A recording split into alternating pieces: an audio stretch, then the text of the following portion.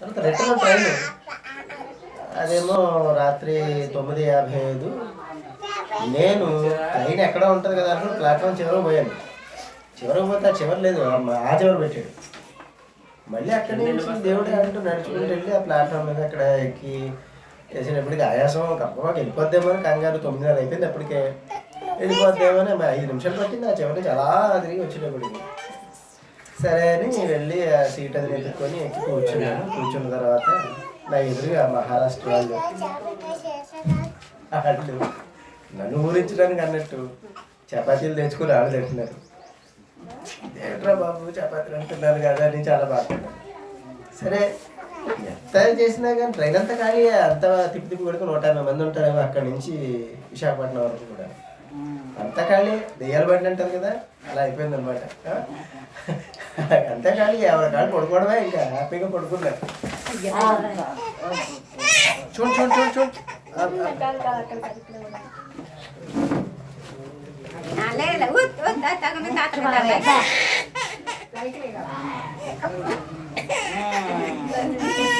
దాన్ని పడలేదు కదా కోడ మీద.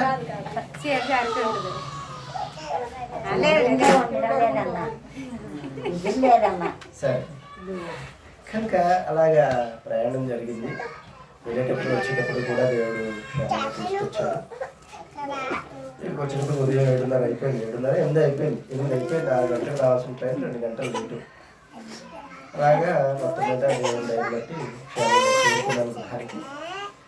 ఇలా జరిగింది. అందుకని ఎప్పుడైనా కనుక మీరు వెళ్ళాల్సి వస్తే కొంచెం జాగ్రత్తగా ఉండండి. ముందే అడ్వాన్స్ అయిపోయింది, ఇక్కడే క్రాఫ్ట్లో ఇచ్చేసుకోండి. సరే ఏమిటి మరి అంశం?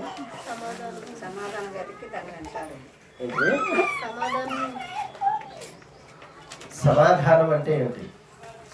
పోయిన వారం చెప్పింది ఏమైనా అర్థమైందా? నేను మాట చెప్పాను, మత్తయి సువార్త 5-6 అధ్యాయాలు, 5, 6, 7 అధ్యాయాలు చదవమన్నాను.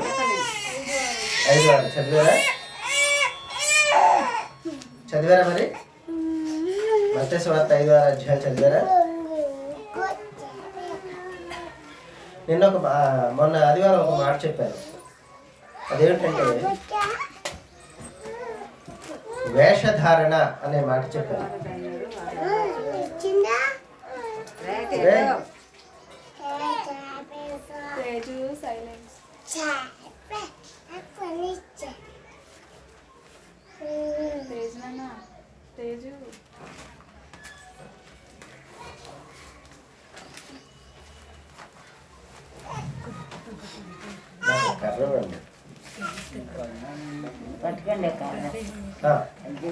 చెప్పండి. స్టూల్ వేసుకొని అక్కడే కూర్చో.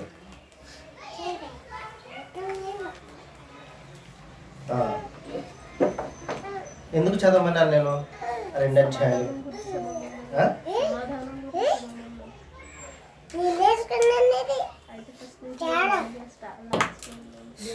అధ్యాయాలు చదవమన్న వెనుక కారణం ఏమిటి?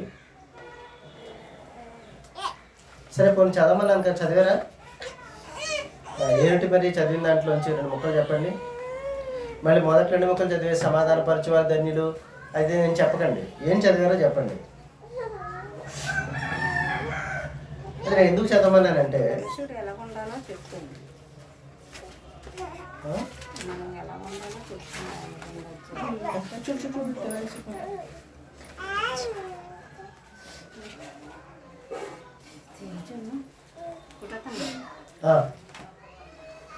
చదివారా?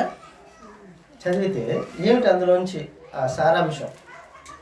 ఇప్పుడు మిక్సీలో వేసి రుబ్బామంటే కంపల్సరీ దాని టేస్ట్ బట్టి రావాలి, అంతేనా? రోట్లో పచ్చడి రుబ్బామంటే ఏమేమి వేసుకుని రుబ్తాం? ఒట్టి టమాటాలు లేకపోతే కొత్తిమీర వేసి రుబ్బం కదా. ఏమేమి వేసి రుబ్బుతాం?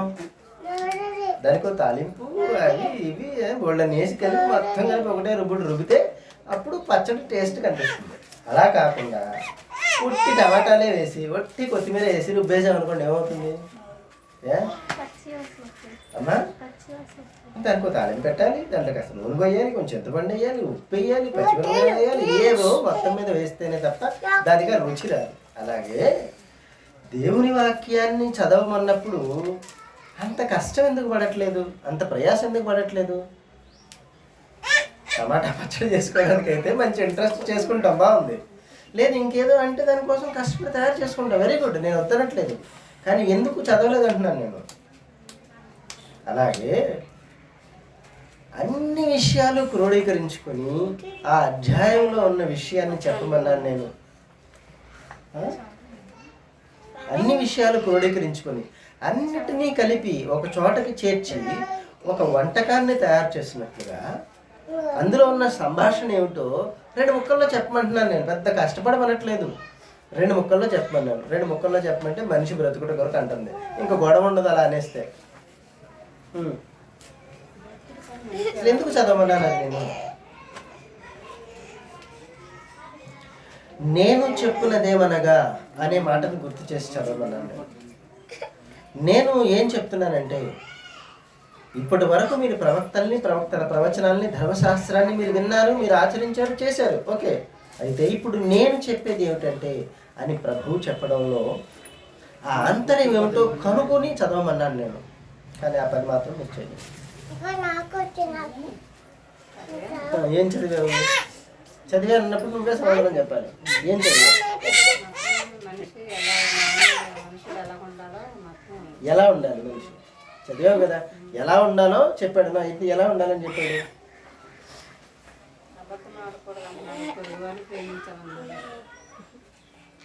అది ధర్మశాస్త్రంలో ఉన్న విషయాలే కదా చెప్పాడా? చదువు చదువు, అసలు అక్కడ ఏముందో చదివి చెప్పుకొని. నేను ధర్మశాస్త్రంలో నేను ప్రవక్తల ప్రవచనంలో కొట్టివేయవచ్చునని తలంచవద్దు. 17వ వచనం, అవునా? కొట్టివేయవచ్చునని తలంచవద్దు. మరి ఏం చేయడానికి వచ్చాడు? స్థిరపరచడానికి వచ్చాడు. వాటినే స్థిరపరుస్తాడు. అలా స్థిరపరచడంలో ఎలా ఉంటుందంటే, ఆ స్థిరపరచడం అనే పద్ధతి ఏమిటో అక్కడ నేర్పించాడు. నేను చెప్పున్నది ఏమనగా నరహత్య చేయవద్దు అనే మాట మీరు విన్నారు కదా. విన్నారు కదా అంటే ఏంటి అర్థం? మీకు తెలుసు కదా. అయితే నేను చెప్పేది ఏమిటంటే, నేను చెప్పున్నది ఏమనగా అన్నాడు. ఇప్పుడు ఇంతకీ ఆయన చెప్పింది ఏమిటి? ధర్మశాస్త్రం చెప్పింది ఏమిటి? దాన్ని కొట్టేశాడా? ధర్మశాస్త్రాన్ని కొట్టేశాడా? స్థిరపరుస్తున్నాడా? ఎలా స్థిరపరుస్తున్నాడు?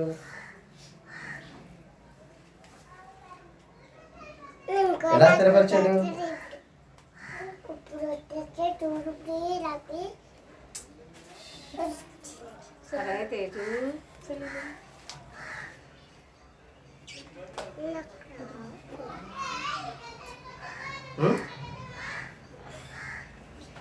చెప్పండి, ఎలా స్థిరపరుస్తాడు? మరి ఎలాగ నేను ఎక్కడి నుంచి మొదలు పెట్టాలి? సరే, ఇది ఎలా ఉంచండి. ఎలా స్థిరపరుస్తున్నాడు ఏమిటనే విషయం నేను మళ్ళా వచ్చే వారానికి దాన్ని చెప్తాను, గుర్తు చేయండి. ఎందుకంటే మరి ముందు ఇంకొక మాట చెప్తాను కదా, సమాధానం అంటే ఏమిటి అని. సమాధానము అనగానేమి అనేది నా ప్రశ్న పోయిన వారం. సమాధానం అంటే ఏమిటి? సమాధానం అని దేన్ని అంటున్నాం మనం?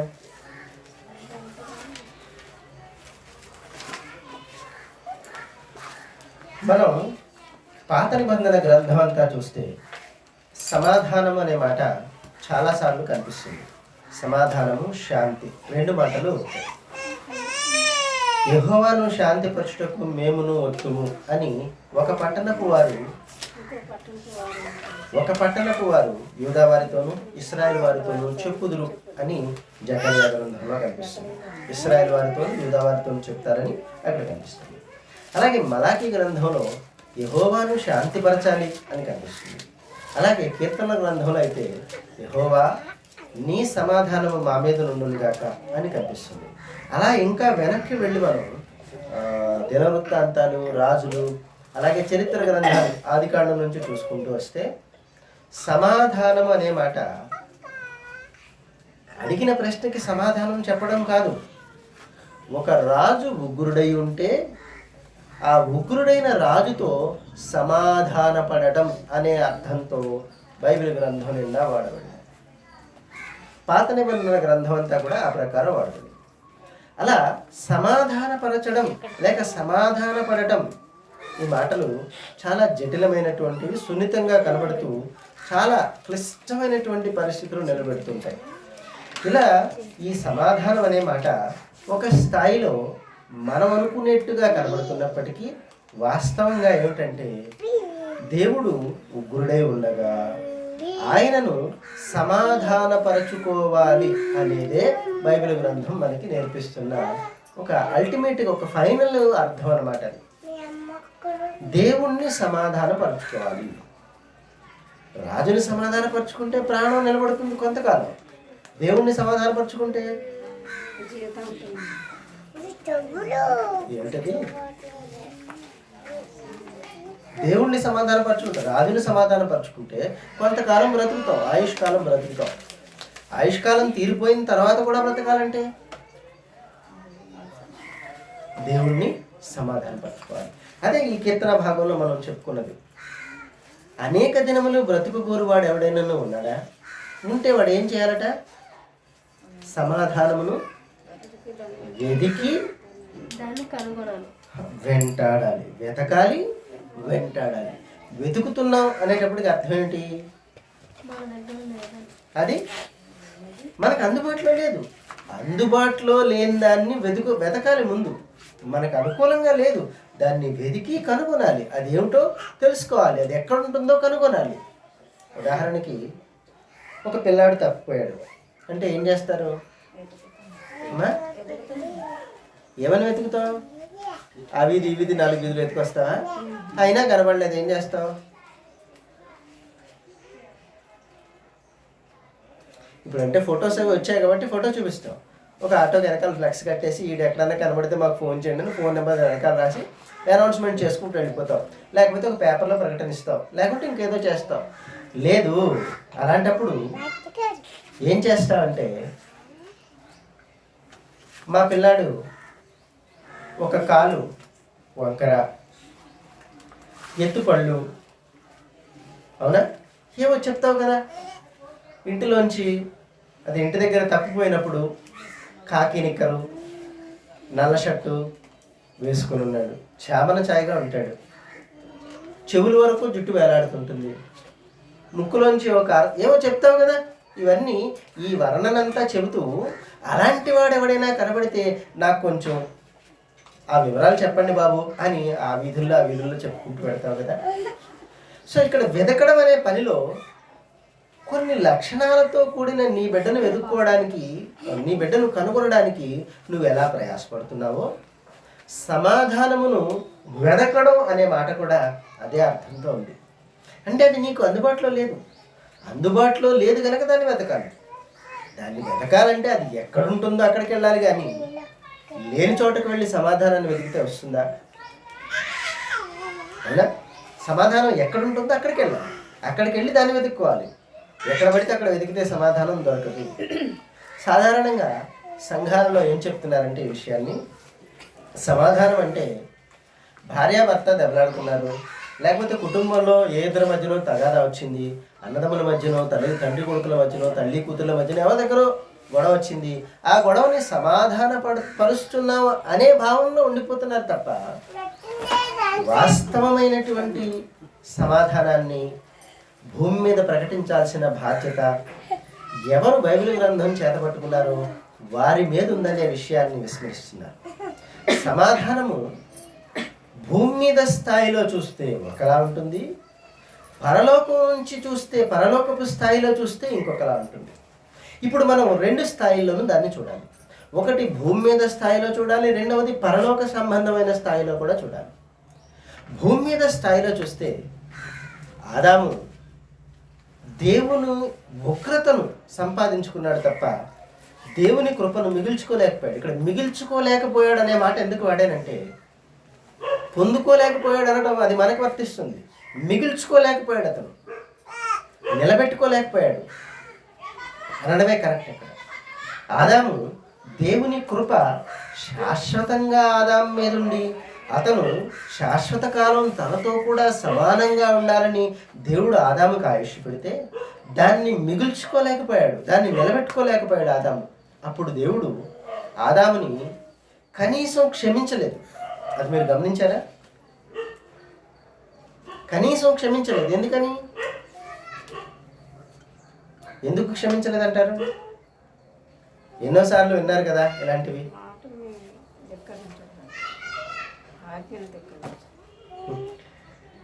ఆజ్ఞ అతిక్రమించాడు కాబట్టి పాపం అని సింపుల్గా చెప్పేస్తున్నారు మీరు. కానీ ఆదాముని ఎందుకు అలాగ దేవుడు అంత ఉగ్రుడైపోయి అసలు ఆదాముని కనీసం కనికరించలేదు. కారణం ఏంటి? ఇంకా మనకన్నా కాస్త కనికరం ఉంది, అది ఉంది, కానీ ఆదాముకి అసలు బొత్తిగా లేదు. కారణం ఏమిటి?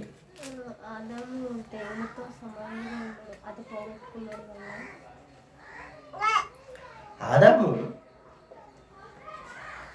పోగొట్టుకున్నది ఏమిటి చూస్తే మనకు అర్థం అవ్వాలి ఆ విషయం. ఆదాము ఎక్కడ దేవుని దృష్టి నుంచి తప్పిపోయాడో మనం గమనించగలిగితే అది అర్థమవుతుంది. అలా కాకుండా భూ సంబంధంగా చూసామంటే కేవలం భూ సంబంధంగా మాత్రమే మనకి విషయం కనబడుతుంది. ఆదాము ఏ శరీరంతో ఉన్నాడు ఆ సమయంలో? ఆదాముని చేసినప్పుడు ఆదాము మంటి శరీరమేనా? మన్నేనా? మంటిలోంచి తీసిన వ్యక్తేనా? కనుక మన్ను ఎలా మారింది?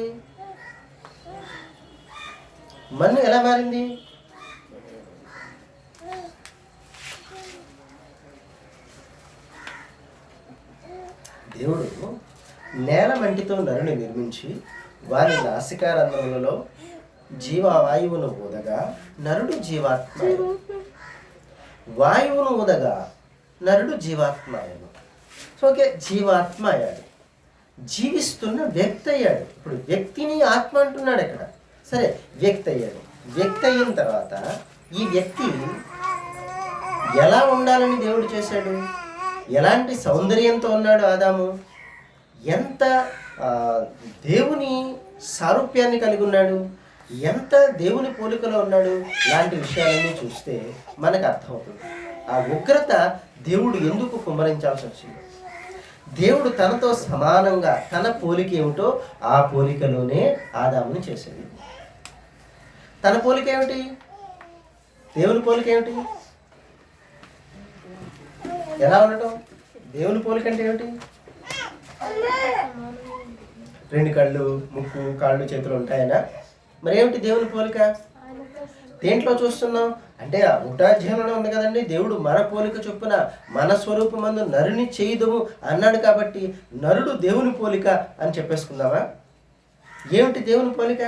దేవుడు ఎవరంటే ఆత్మ అని బైబిల్ గ్రంథం చెప్తా ఉంది. దేవుడు ఆత్మ ఉన్నప్పుడు ఆత్మ యొక్క పోలిక ఏమిటి? నువ్వేం చెప్పగలవు? ఆత్మ కంటికి కనపడదు, అది ఎక్కడ ఉంటుందో, ఏ మూల ఉంటుందో నీకు తెలియదు. అసలు ఏ విధంగా వెళ్ళిపోతుందో, ఏ విధంగా వస్తుందో కూడా తెలియదు. తెలియని దాన్ని ఏదో తెలుసన్నట్టుగా చేసే ప్రయత్నంలో ఈ మేధావులందరూ కూడా ఇలా పాడు చేసేస్తారు. ఇలా పాడు చేస్తున్న దాన్ని మనం బాగు చేసుకునే ప్రయత్నం చేస్తే దాన్ని యెషయా గ్రంథం 55వ అధ్యాయంలో ఏం చెప్పాడంటే, అపవాది కట్టిన కట్లను తెంపడం దేవునికి ఇష్టమైన ఉపవాసం అని చెప్పాడు. మనం ఆ ప్రయత్నం చేస్తున్నాం. కనుక దేవుని పోలిక ఏమిటి అంటే, దేవుడు శాశ్వతమైతే దేవుని పోలికలో ఉన్న దేవునిచే చేయబడ్డ దేవుని పోలికలు కలిగిన మనిషి కూడా అదే గుణంతో ఉండాలి. ఒకవేళ దేవుడు అశాశ్వతమైతే మనిషి కూడా అశాశ్వతంగానే ఉండిపోవాలి. కానీ దేవుడు మనిషిని చేసినప్పుడు అశాశ్వతమైనటువంటి దృక్పథంతో చేయలేదు. శాశ్వతమైనటువంటి దృక్పథంతో ఆ మనిషి దేవుని పోలికలో అచ్చంగా ఇక దేవుడు ఎంతకాలం ఉంటే ఆ మనిషి కూడా ఎంతకాలం ఉండాలనే దృక్పథంతో మనిషిని చేశాడు. దేవుడు చేసి ఒక కండిషన్ పెట్టాడు. ఒకే ఒక్క కండిషన్, పెద్దది కూడా కాదు.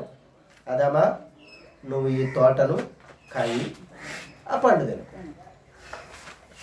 తోటను కాయి, పండు తిను. చాలా కుటుంబాల్లో ఇదే జరుగుతుంది. కాయి అన్నాడు, కాయలేకపోతున్నాడు ప్రతి యజమాని కూడా. ఆ కాయడం అనే గుణం అర్థం కావట్లేదు. పెళ్ళైన 4 రోజులకే భార్యకి దాసుడైపోతాడు. భార్య దగ్గర మరీ నీచంగా మారిపోతాడు. భార్య ఎంత చెప్తే అంత అనే స్థితికి వచ్చేస్తాడు. Very good. ఒకవేళ నీకు బుర్ర లేకపోతే కాస్త తెలివితేటలు అయిందైతే పోనీ ఓకే, మంచి మంచి విషయాలు ఆలోచించి తప్పేం లేదు. కానీ మొత్తానికి దేవుణ్ణి కూడా పక్కకి గెంటేసి దేవుణ్ణి కూడా కాదని ఏకంగా మొత్తంగా ఇలాగా నాశనం చేసేసుకుంటున్నాడు మనిషి. ఇది సరైనటువంటి విధానం కాదు. పైగా చెప్పాడు, నువ్వు ఏలు అన్నాడు. ఏలుట అనే మాటకు అర్థం ఏమిటండి? ఏలడం అనే మాటకు అర్థం ఏంటి? ఏలడం అంటే అర్థం ఏంటి? ఏలుట. దాన్ని దాన్ని ఏలుకోవే అంటే ఏంటి అర్థం? పెళ్ళయింది, పెళ్ళైన 6 నెలలకి తగాదా వచ్చింది. తగాదా వచ్చిన తర్వాత పుట్టింటికి వెళ్ళిపోయింది. పుట్టింటికి వెళ్ళిపోయిన తర్వాత ఏదో నలుగురు పెద్దలు కూర్చున్నారు, మరి ఏంటి నీ సంగతి, దాన్ని నేను ఏలుకోను అన్నాడు. అంటే ఏమిటి అర్థం? దాన్ని నేను ఏలుకోను అన్నాడు అంటే అర్థం ఏంటి? ఏలుట, పరిపాలన చేయడం. పరిపాలన చేయడం, భార్యను బిడ్డలను పరిపాలన చేయడం, ఇది తెలియాలి. పరిపాలించడం అంటే అందులో ఎన్ని ఇమిడి ఉంటాయి. ఆదాము కూడా అదే చెప్పాడు, ఆదామా నువ్వు తోటను కాయి అన్నాడు. కాయడం అంటే ఏంటి? కాయడం అంటే ఏంటండి? దేని నుంచి కాయాలి? ఎవడున్నాడని కాయాలి తోటను? ఎక్కడ ఆదాము? ఏ దొంగోడు వస్తాడని కాయాలి? ఎందుకు కాయాలి ఆదాము? అర్థమైందా? ఎందుకు కాయాలి అసలు ఆదాము అక్కడ ఆ తోటని? ఎవడున్నాడు తోటలో? ఏ దొంగోడు వచ్చి ఏ కాయలు కోసుకుపోతాడని. మరేమిటి ఆదాము కాయడం ఏమిటి తోటని? జటిలంగా ఉంటుంది సుమా. ఊరికేది చెప్పుకుంటూ పోయినట్టుగా కాదు, చాలా కఠినంగా ఉంటుంది దేవుని మాట. ఆదామా నువ్వు ఆ తోటను కాయి అన్నాడు అంటే అర్థం ఏమిటి?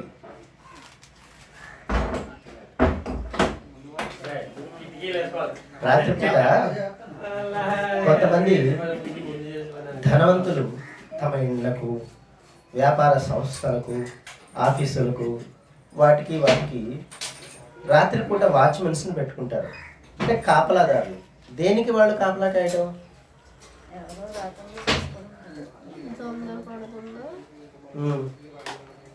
వీడే దొంగడైతే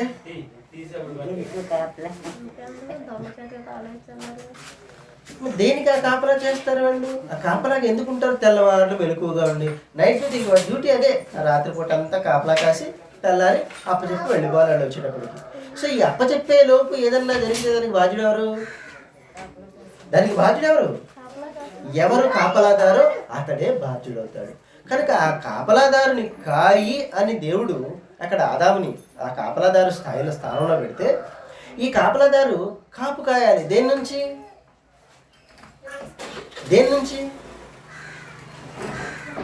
ఆదాముకి పాపం తెలియదు. ఆదాముకి పుణ్యం అంటే ఏంటో కూడా తెలీదు. పాపము తెలీదు, పుణ్యము తెలీదు. ఏమీ ఎరుగని స్థితిలో ఉన్న ఆదాము కాపలా కాయాలి. దేని నుంచి? ఎవరిని కాపలా కాయాలి?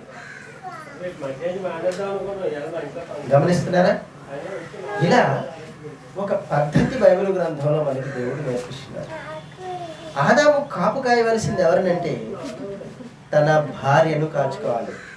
తనకి దేవుడు తోడుగా ఉండటానికి ఇచ్చిన దాన్ని కాచుకోవాలి. దేని నుంచి? పండు తినకుండా కాపలా కాయాలి. ఫెయిల్ అయ్యాడు అక్కడ ఫెయిల్ అయ్యాడు. ఒకటి. రెండవది ఎప్పుడు కూడా అప్పటికే సాతాను అనేవాడు మనం అనుకున్నట్టుగా పాముల ఏదేను తోటలో లేడు. పాము అనే భావం మనకు కలిగేట్లుగా, ఒక జంతువు అనే దృక్పథంతో మనం చూసేట్టుగా మనల్ని తప్పుత్రోవ పట్టించారు మనుషులు.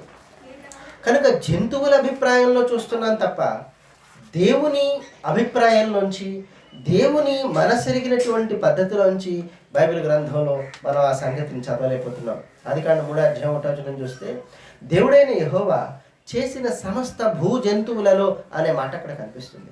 భూజంతువులలో అనే మాట లేదు. భూప్రాణులలో అని కనిపిస్తుంది ఒరిజినల్గా. భూప్రాణులలో అన్నప్పుడు ప్రాణులన్నింటిలోనూ అని అర్థం. పరలోకంలో కూడా వాడే మహామేధావి వర్గంలో చేరున్నాడు కాబట్టి దేవదూతల్ని మోసగించగలిగాడు. ఒకవేళ వాడు జంతువు అయితే జంతువుల్ని మోసగించుకోగలగాలి, మనిషిని ఎట్లా మోసగిస్తాడు?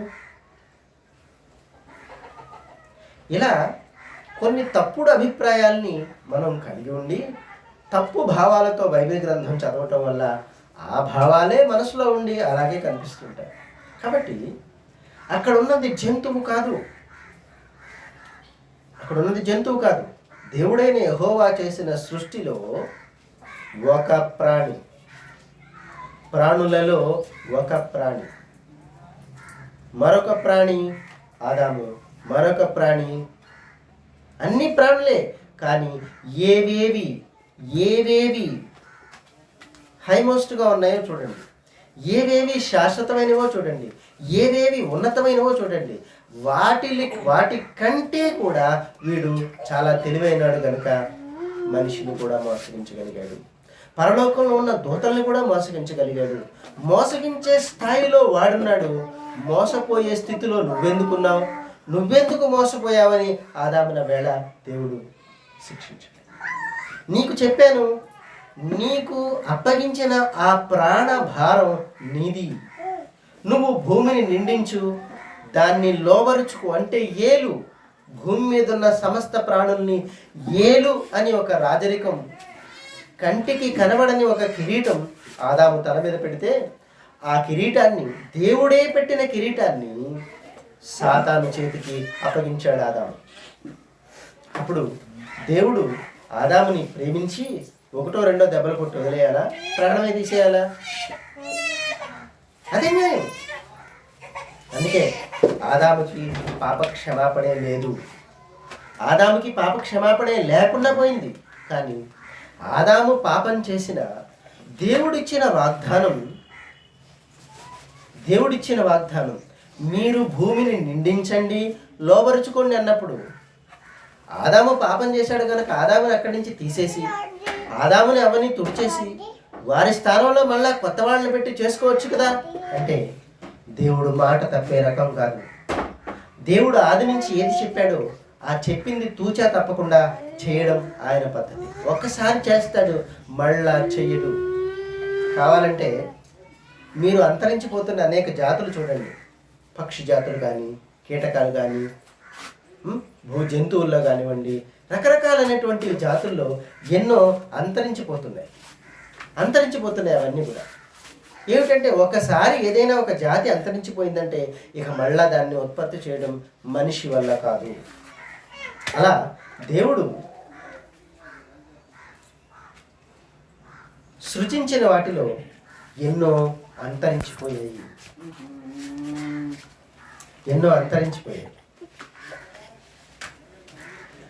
కనుక భూమిని నిండించు, ఏలు అని చెప్పాడు. ఇప్పుడు అన్నీ ఏలాలా? సముద్రంలో చేపలు ఏలాల్సినాడు ఎవడు?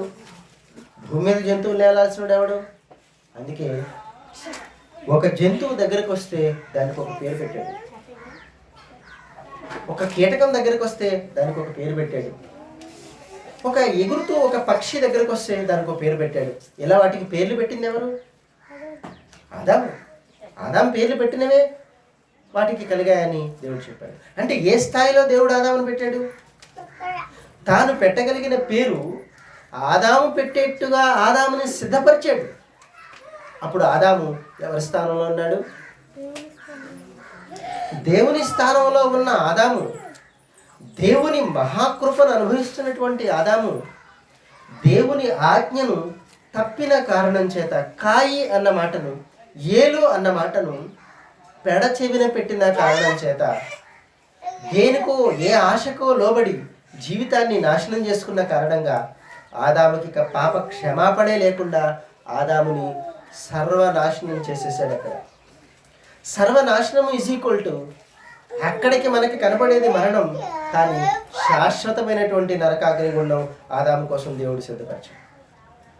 ఇది బైబిల్ గ్రంథంలో మనం చూడవలసిన మొట్టమొదటి భాగం. నా మాట విన్నావా, మంచి ఫలాలు భుజిస్తావు. మంచి ఫలం అంటే ఏమిటి చెప్పగలరా? మంచి ఫలం అంటే ఏమిటి? మంచి ఫలము అంటే ఏమిటి? దేన్ని మంచిది అనుకుంటాం మనం? మంచి అనే మాటని ఎలా చూస్తాం? అదే పోయిన వారం కూడా అడిగాను నేను. మేలు, మంచి, ఈ మాటలన్నీ ఒకటే భాగానికి చెందినవి, ఒకటే భావంలో ఉంటాయి. మంచి ఫలం అంటే ఏమిటి? కుళ్ళిపోందా? మరేమిటి? కరెక్ట్గా పక్వానికి వచ్చిందనే. ఏమిటి మంచి ఫలం? మీరు నా మాట విననేడలా, సమ్మతించిన ఆజ్ఞల ప్రకారం నడిచినడలా మీరు మంచి ఫలములు అనుభవిస్తారన్నాడు. అప్పుడు ఫలం అనే మాట వట్టి పండేనా, దేవుడు చేసే మేలనే అర్థం కూడా ఉందా? దేవుడు చేసే మేలనే అర్థం కూడా ఉందా? మంచి ఫలం అనుభవించడం అనే మాటకు అర్థం ఆయుష్కాలమనా? ఎంత ఆయుష్కాలం అయితే ఆ ఫలాన్ని అనుభవించగలం, అంత ఆయుష్కాలం అనే అర్థం ఉందా? ఏమిటది? మళ్ళీ శబ్దం వినబడిందంటే కనుక ఇలా ఒక పద్ధతిని ఆది కాలం నాడే దేవుడు మనిషికి నేర్పించాలనే ప్రయత్నం దేవుడు చేశాడు. మనిషి దాన్ని గ్రహించుకోవాలని. ఆదాము చెప్పిన పని చెయ్యని కారణం చేత, దేవుడు ఏలమన్నది ఏలకపోవడం చేత, కాయమన్నప్పుడు కాయకపోవడం చేత ఆదాముని దేవుడు మరణానికి అప్పగించాడు. అయితే మరణించిన ఆదాము, అన్నమాట బాగా అర్థం చేసుకోండి, నరకాగ్ని గుండానికి లోనైన ఆదాము, మరణము అనే నరకాగ్ని కొని తెచ్చుకున్న ఆదాము దేవుని కృపను సాధించలేడు. కానీ ఆదాము తర్వాత వారి పరిస్థితి ఏమిటి? ఆదాము పాపం చేసి దేవుడు అనుగ్రహించిన మహిమను పొందకుండా పోతే పోయాడు. మరి ఆదాము కడుపున పుట్టే వాళ్ళ సంగతి ఏమిటి అన్నది ముందుగానే దేవుడు నిర్ణయించుకొని, పుట్టే వారికి తప్పకుండా వారికి ఒక అవకాశం లభించాలని దేవుడు ఆ పండులోనే మంచిని చెడును గ్రహించే గుణం పెట్టాడు. ఇప్పుడు పండు తినటం వల్ల మరణం రాలేదు, దేవుని ఆజ్ఞను అతిక్రమించడం వల్ల మరణం వచ్చింది. నువ్వు తినద్దు అని చెప్పాడు. కనుక జీవవృక్ష ఫలం ఒకటి ఉన్నప్పుడు దానికి ఆపోజిట్ మరణ వృక్ష ఫలం ఉండాలి. కానీ అది లేదు. మంచి చెడులు, మంచిని చెడును వివేచనలోకి తెచ్చే ఫలం అని చెప్పాడు. మంచి చెడు బుద్ధి తెలిసేట్టుగా చేసేది. ఇప్పుడు మంచిలో ఉన్నావు, నువ్వు దేవుని ఫలం అనుభవిస్తున్నావు, నీకు పాపం పుణ్యం ఏమీ తెలియదు. కాబట్టి ఆదామా, నీకు గొడవే లేదురా, నేను చెప్పింది చేస్తే చాలన్నాడు. ఉదాహరణకి చంటి బిడ్డల్ని మనం అంటాం దేవునితో సమానం అని వాళ్ళని పోలుస్తాం.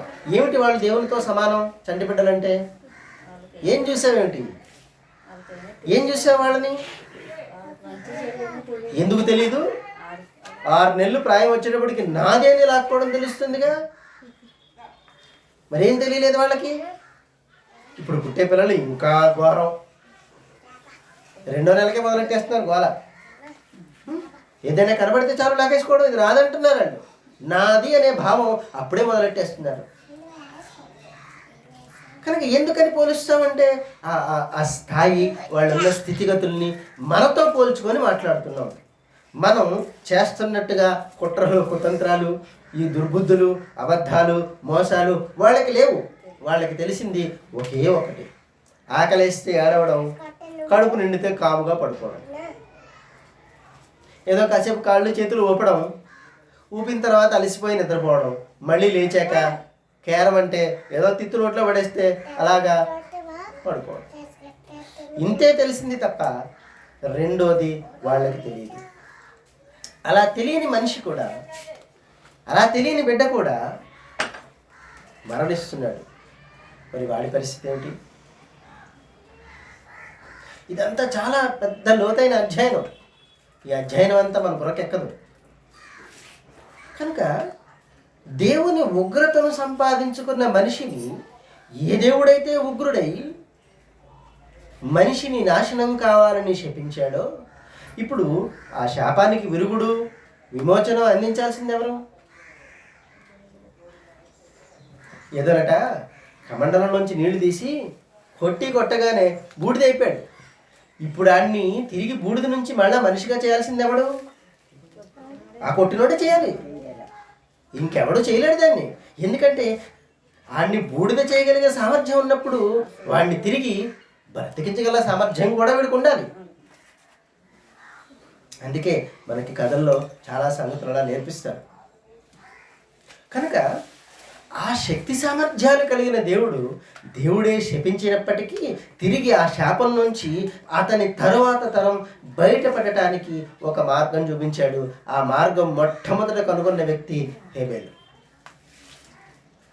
హేబేలు కనుగొన్నాడు. దేవుడు మునిసిపాడు హేబేలును చూసి. అందుకనే విశ్వాసమును బట్టి హేబేలు ఎంత బాగా చెప్తాడో హెబ్రీ పత్రిక 11 అధ్యాయాల మాటలు. కనుక ఇలా ఒక అందమైన భాషతో దేవుడు తన ఉగ్రతని చూపిస్తున్నాడు, ఉగ్రత వెనుక తన ప్రేమను చూపిస్తున్నాడు, రెండిటిని చూపిస్తున్నాడు. మొదట ఆదాము పాపం చేసిన కారణం చేత ఉగ్రతను ఎలాగైతే భూమి మీద ప్రకాశింపచేస్తున్నాడో అదేవిధంగా మనిషి దేవుని ఆజ్ఞకు లోబడి దేవునికి ఇష్టమైనటువంటి ఆ స్థితిని సంపాదించినప్పుడు తాను మనిషిని నాశనం చేయకుండా ఆ ఉగ్రతను తాను మరల్చడం అనే గుణం దేవుని దగ్గర ఉందనే బోధ బైబిల్ గ్రంథం ద్వారా దేవుడు చేస్తున్నాడు. ఇది గమనించాలి, మనం బాగా అర్థం చేసుకోవాలి. కాబట్టి దేవుని అభిప్రాయంలోంచి మనం నేర్చుకునే ప్రయత్నం చేద్దాం.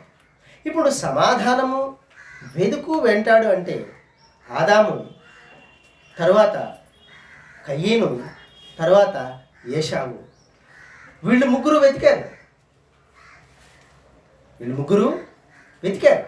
ఆదాము వెతికాడు కానీ పొందడు, కయీను వెతికాడు కానీ పొందడు, అలాగే ఏశావు కూడా వెతికాడు కానీ పొందడు.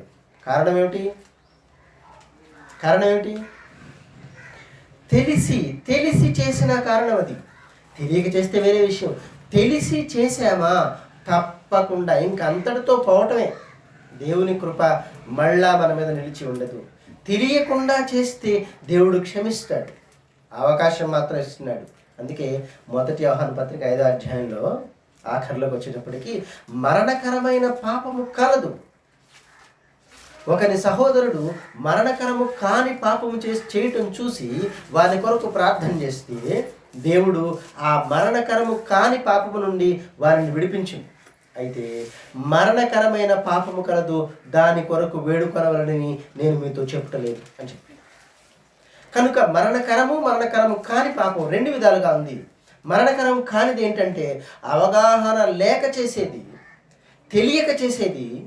మరణకరమైనది ఏమిటంటే పూర్తిగా ఇది పాపము, ఇది చెయ్యొద్దు అనే ఒక ప్రక్క మనసు, మరొక ప్రక్క దేవుని గ్రంథం బోధ చేస్తున్నప్పటికీ కూడా చేస్తే ఆ మనిషి మరణకరమైన పాపం చేస్తున్నాడని అర్థం. ఇక ఎప్పటికీ కూడా క్షమాపణ లేదు. ఏశావు తెలిసి పాపం చేశాడా, తెలియక పాపం చేశాడా? ఏమిటి ఏశావు తెలిసి చేసిన పాపం?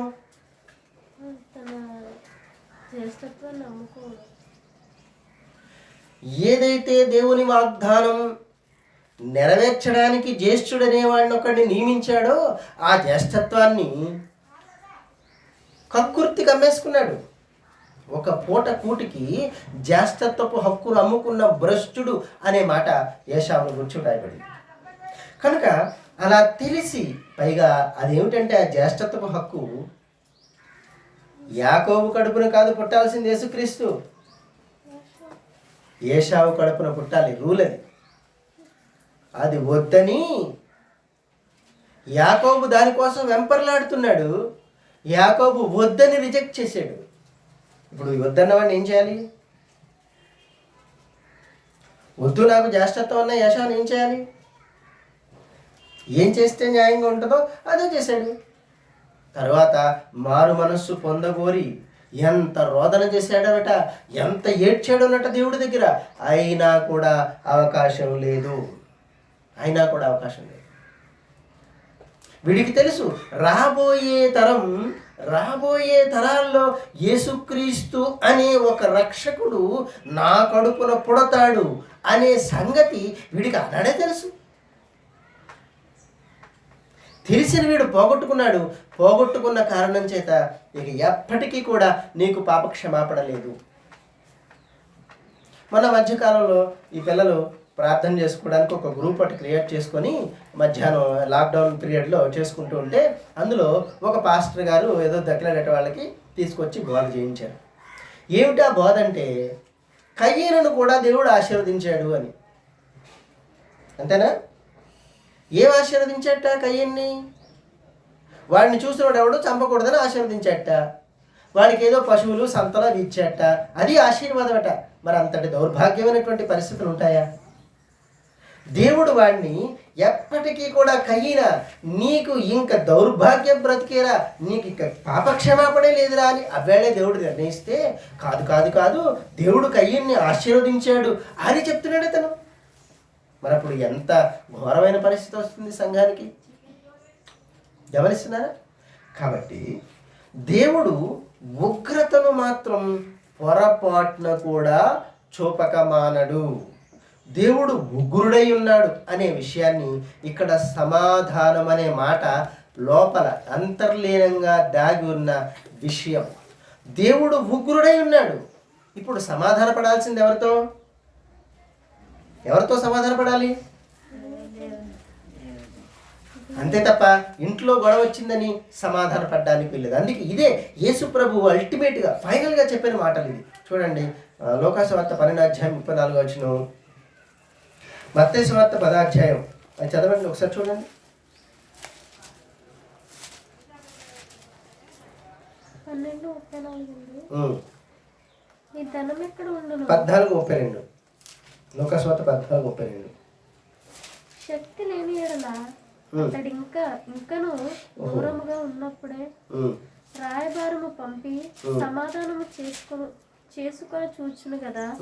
ఆ ప్రకారమే మీలో తనకు కలిగినదంతయు విడిచిపెట్టిన వాడు నా శిష్యుడు కానేరడు.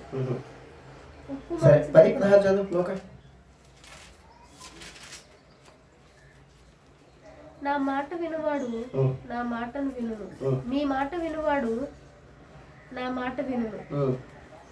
మిమ్మును నిరాకరించువాడు నన్ను నిరాకరించు. 12:49 లోకాసు వార్త 12:49 నేను భూమి మీద అగ్ని వేయవచ్చి ఇది వరకే రగులుకొని. ఇదే సంగతి మత్తయి సువార్త 10:34 చదవండి. ఇదే మనం నేర్చుకోవాల్సిన విషయం. ఇది ఇక్కడ సమాధానమును వెతికి వెంటాడడం అనే మాటని ఇక్కడే మనం నేర్చుకోవాలి. 10:34 నేను భూమి మీదకి సమాధానమును పంపవచ్చితినని తలంచకుడు. ఖడ్గమునే గాని సమాధానము పంపుటకు నేను రాలేదు. ఇంకేమిటి మరి దేనికి వచ్చాడు యేసుప్రభు? ఇది ఎంత విరుద్ధమైన మాట చూడండి. దేనికి వచ్చాడు యేసుప్రభు? సమాధానం పంపడానికి రాలేదంటున్నాడు, సమాధానం ఇవ్వటానికే రాలేదంటున్నాడు. కానీ నా యొద్దకు రండి, నేను మీకు సమాధానాన్ని. అదే మత్తయి సువార్త 12 అక్కడ కనిపిస్తుంది కదా, 12-11 చివరిలో అక్కడ కనిపిస్తుంది. ప్రయాసపడి భారం మోసుకున్న సమస్త జనులారా నా యొద్దకు రండి, నేను మీకు విశ్రాంతి ఇస్తాను అని చెప్పడంలో ఆ మాటలు ఏమిటి? నేను సమాధానకర్త. ఈయన పేరేమిటో తెలుసా? సమాధానకర్త. మళ్ళీ పైగా సమాధానకర్త. మీకా గ్రంథం 5:5 చూడండి. మీకా గ్రంథం 5:5 త్వరగా.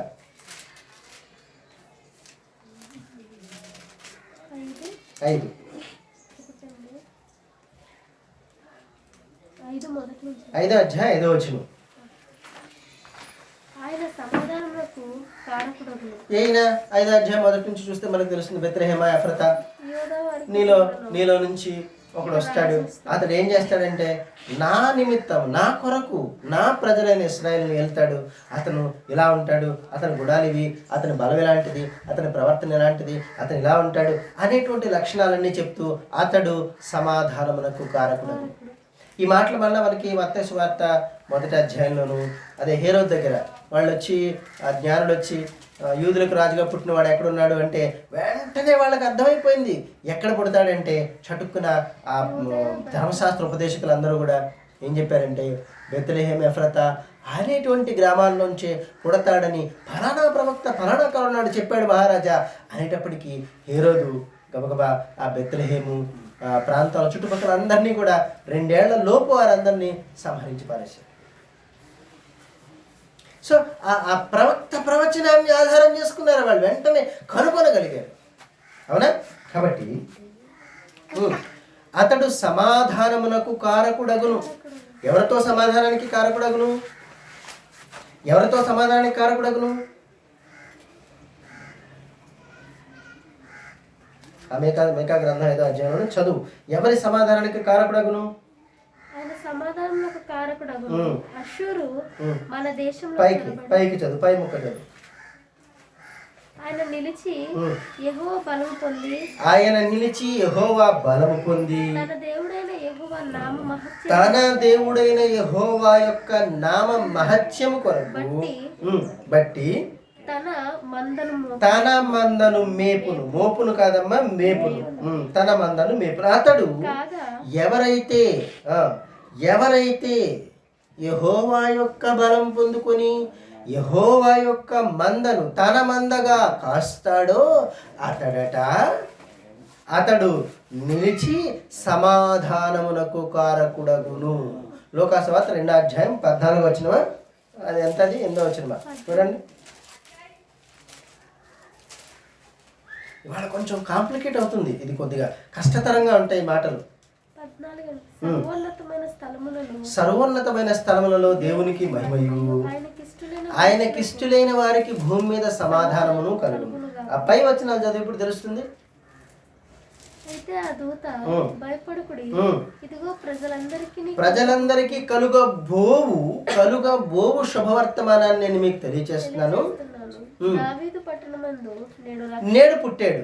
కలుగబోయేది మీకు చెప్తున్నాను, ఇప్పుడు పుట్టాడు. ఎప్పుడు కలుగుతుంది అది? ఎప్పుడు కలుగుతుంది అది? ఆయన మరణం పునరుద్ధానం వల్ల మాత్రమే ఆ సమాధానం అనేది భూమి మీదకి వస్తుంది సుమా అని చెప్పారు. ఆ చెప్పడాన్ని కీర్తనాకారుడు 85వ కీర్తన, వరహ కుమారుల కీర్తన చూడండి. 85వ కీర్తన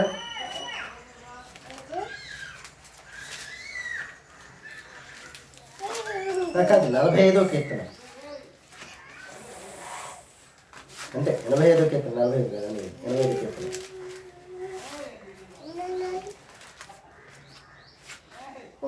85వ కీర్తన 10వ వచనం. 85వ కీర్తన 10వ వచనం. 85వ కీర్తన 10వ వచనం.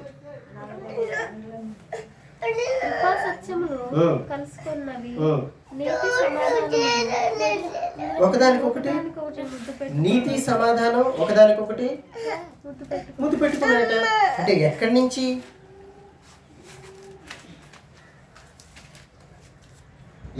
వచ్చాయి అవి? కృపా సత్యములు కలుసుకొనినవి, నీతి సమాధానాలు, ఇవి 2 జతగా చెప్పడం దేవుడు. నీతి సమాధానాలు 2 ముద్దు పెట్టుకున్నాయట. అంటే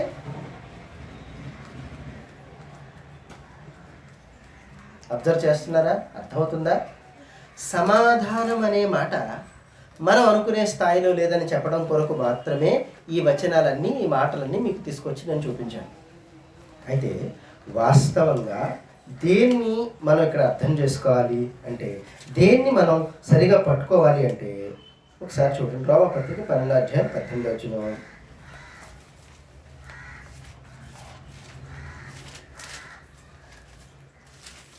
తొందరగా తీయాలి, మరి ఆలస్యం చేయకండి, టైం కూడా లేదు. రోమపత్రిక 12వ అధ్యాయం 18వ వచనం. మీ చేతనైనంత మట్టుకు సమస్త మనుషులతో సమాధానముగా ఉండండి. ప్రియులారా, మీకు మీరే పగ తీర్చుకొనక దేవుని ఉగ్రతకు చోటు ఇవ్వండి అని చెప్పాడు.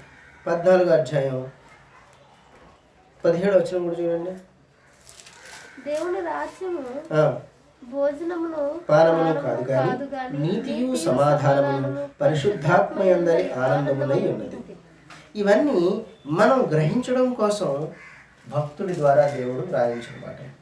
మీరు వీడెవరికి చెయ్యొద్దు, సాధ్యమైతే సమాధానంగానే ఉండండి, సమస్త మనుషులతోనూ సమాధానంగానే ఉండండి. అంటే అర్థం ఏంటి? సమాధానం అనే మాటకి ఇప్పుడు ఇంకొక అర్థాన్ని మనం తెచ్చుకుంటున్నాం. ఏమిటది? ఏమిటి సమాధానం అంటే? గ్రహిస్తున్నారన్న మాటని. సమాధానం అంటే ఏమిటి? ఇప్పుడు ఫ్యాన్ వేయటం మానేస్తున్నారు మీరు. ఎన్నోసార్లు చెప్తున్నాను నేను, ఫ్యాన్ వేయండి అంటున్నాను, మీరు ఫ్యాన్ మీరు కావాలని వేయటం లేదా, లేకపోతే మాటలు లెక్క చేయట్లేదా? ఎవరికి చల్లగా ఉంది? బయట చూడండి ఎండ ఎంతగా ఉందో.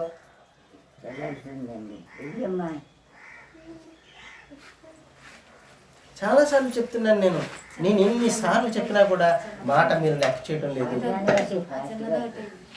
ఇదొద్దు, అదే వెయ్యం అందరికీ తగులుతుంది, ఇది నాకు మాత్రమే తగులుతుంది. ఊరికే చెమటలు పట్టేస్తున్నాయి, మీకు ఎవరికైనా అనిపించట్లేదా?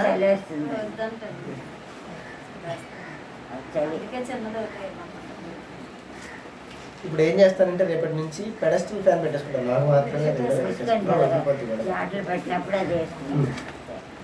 సరే, కనుక సమాధానము అనేది మనం అనుకునే స్థాయిలో లేదని చెప్పడం కొరకే ఈ మాటలన్నీ ఇప్పటి వరకు చెప్పాను. కాబట్టి సమాధానం పడాల్సింది ఎవరితో, సమాధానం ఎందుకు పడాలి, సమాధానాన్ని ఎలా వెతకాలి అన్నదే మన పాయింట్. అక్కడికే వద్దాం. ఇదంతా దేని కొరకంటే సమాధానం అనేది మనం అనుకునేట్టుగా లేదని చెప్పడం కొరకు మాత్రమే ఈ మాటలన్నీ నేను చెప్పుకోవచ్చు.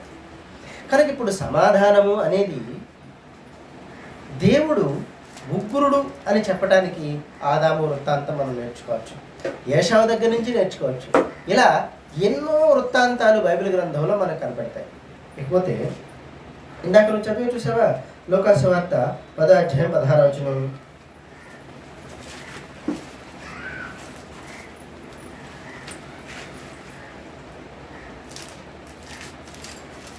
తొందరగా.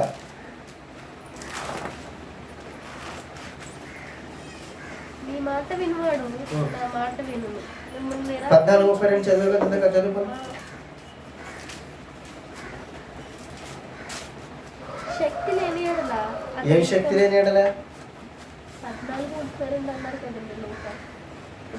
వచ్చిన ముందు మరియు ఏ రాజైనను మరి ఒక రాజుతో యుద్ధం చేయబోనప్పుడు తన మీదకి 20,000 మందితో వచ్చువాని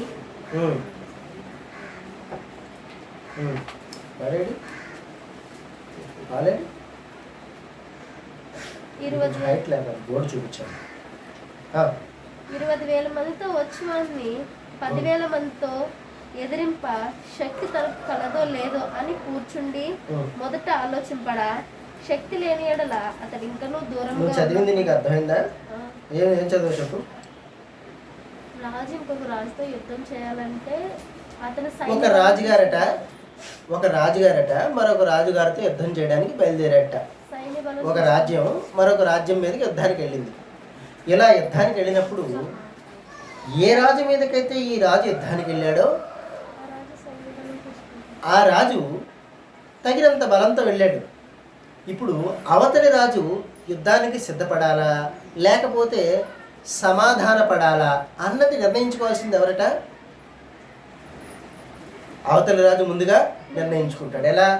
నేను సరిపోతానా సరిపోనా, నేను యుద్ధానికి సరిపోతానా సరిపోనా, అతని బలం నా బలం సరిపోతుందా లేదా, అతను ఇంత బలం ఉంటే ఇంతమంది ఇన్ని ఈటెలు ఇన్ని కత్తులు ఇన్ని డాళ్ళు ఉంటే నాకున్న సైన్యం ఎంతైతే నా దగ్గర ఉన్న ఆయుధ సామాగ్రి ఎంతైతే నేను అతనితో పోరాడడానికి సరిపోతానా సరిపోనా అని ముందు కూర్చొని లెక్కలు వేసుకుంటాడట. లెక్క సరిపోతే యుద్ధానికి వెళతాడు, లెక్క సరిపోలేదు ఏం చేస్తాడు? ఇప్పుడు సమాధానం అనే మాటకు అర్థం ఏంటి చెప్పండి.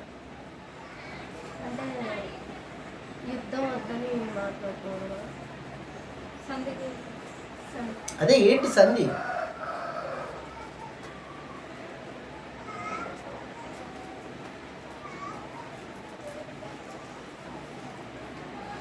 చూసారా మరి ఏమిటి సంధి? అప్పుడు అక్కడ సంధి అనే మాట వాడలేదు, సమాధానం అనే మాట వాడాడు. ఇప్పుడు అక్కడ సమాధానం అనే మాటకి అర్థం ఏమిటి? ఆ భాగంలో, ఆ ఉపమానంలో సమాధానానికి అర్థం ఏమిటి? ఆ ఉపమానంలో సమాధానానికి అర్థం ఏమిటి?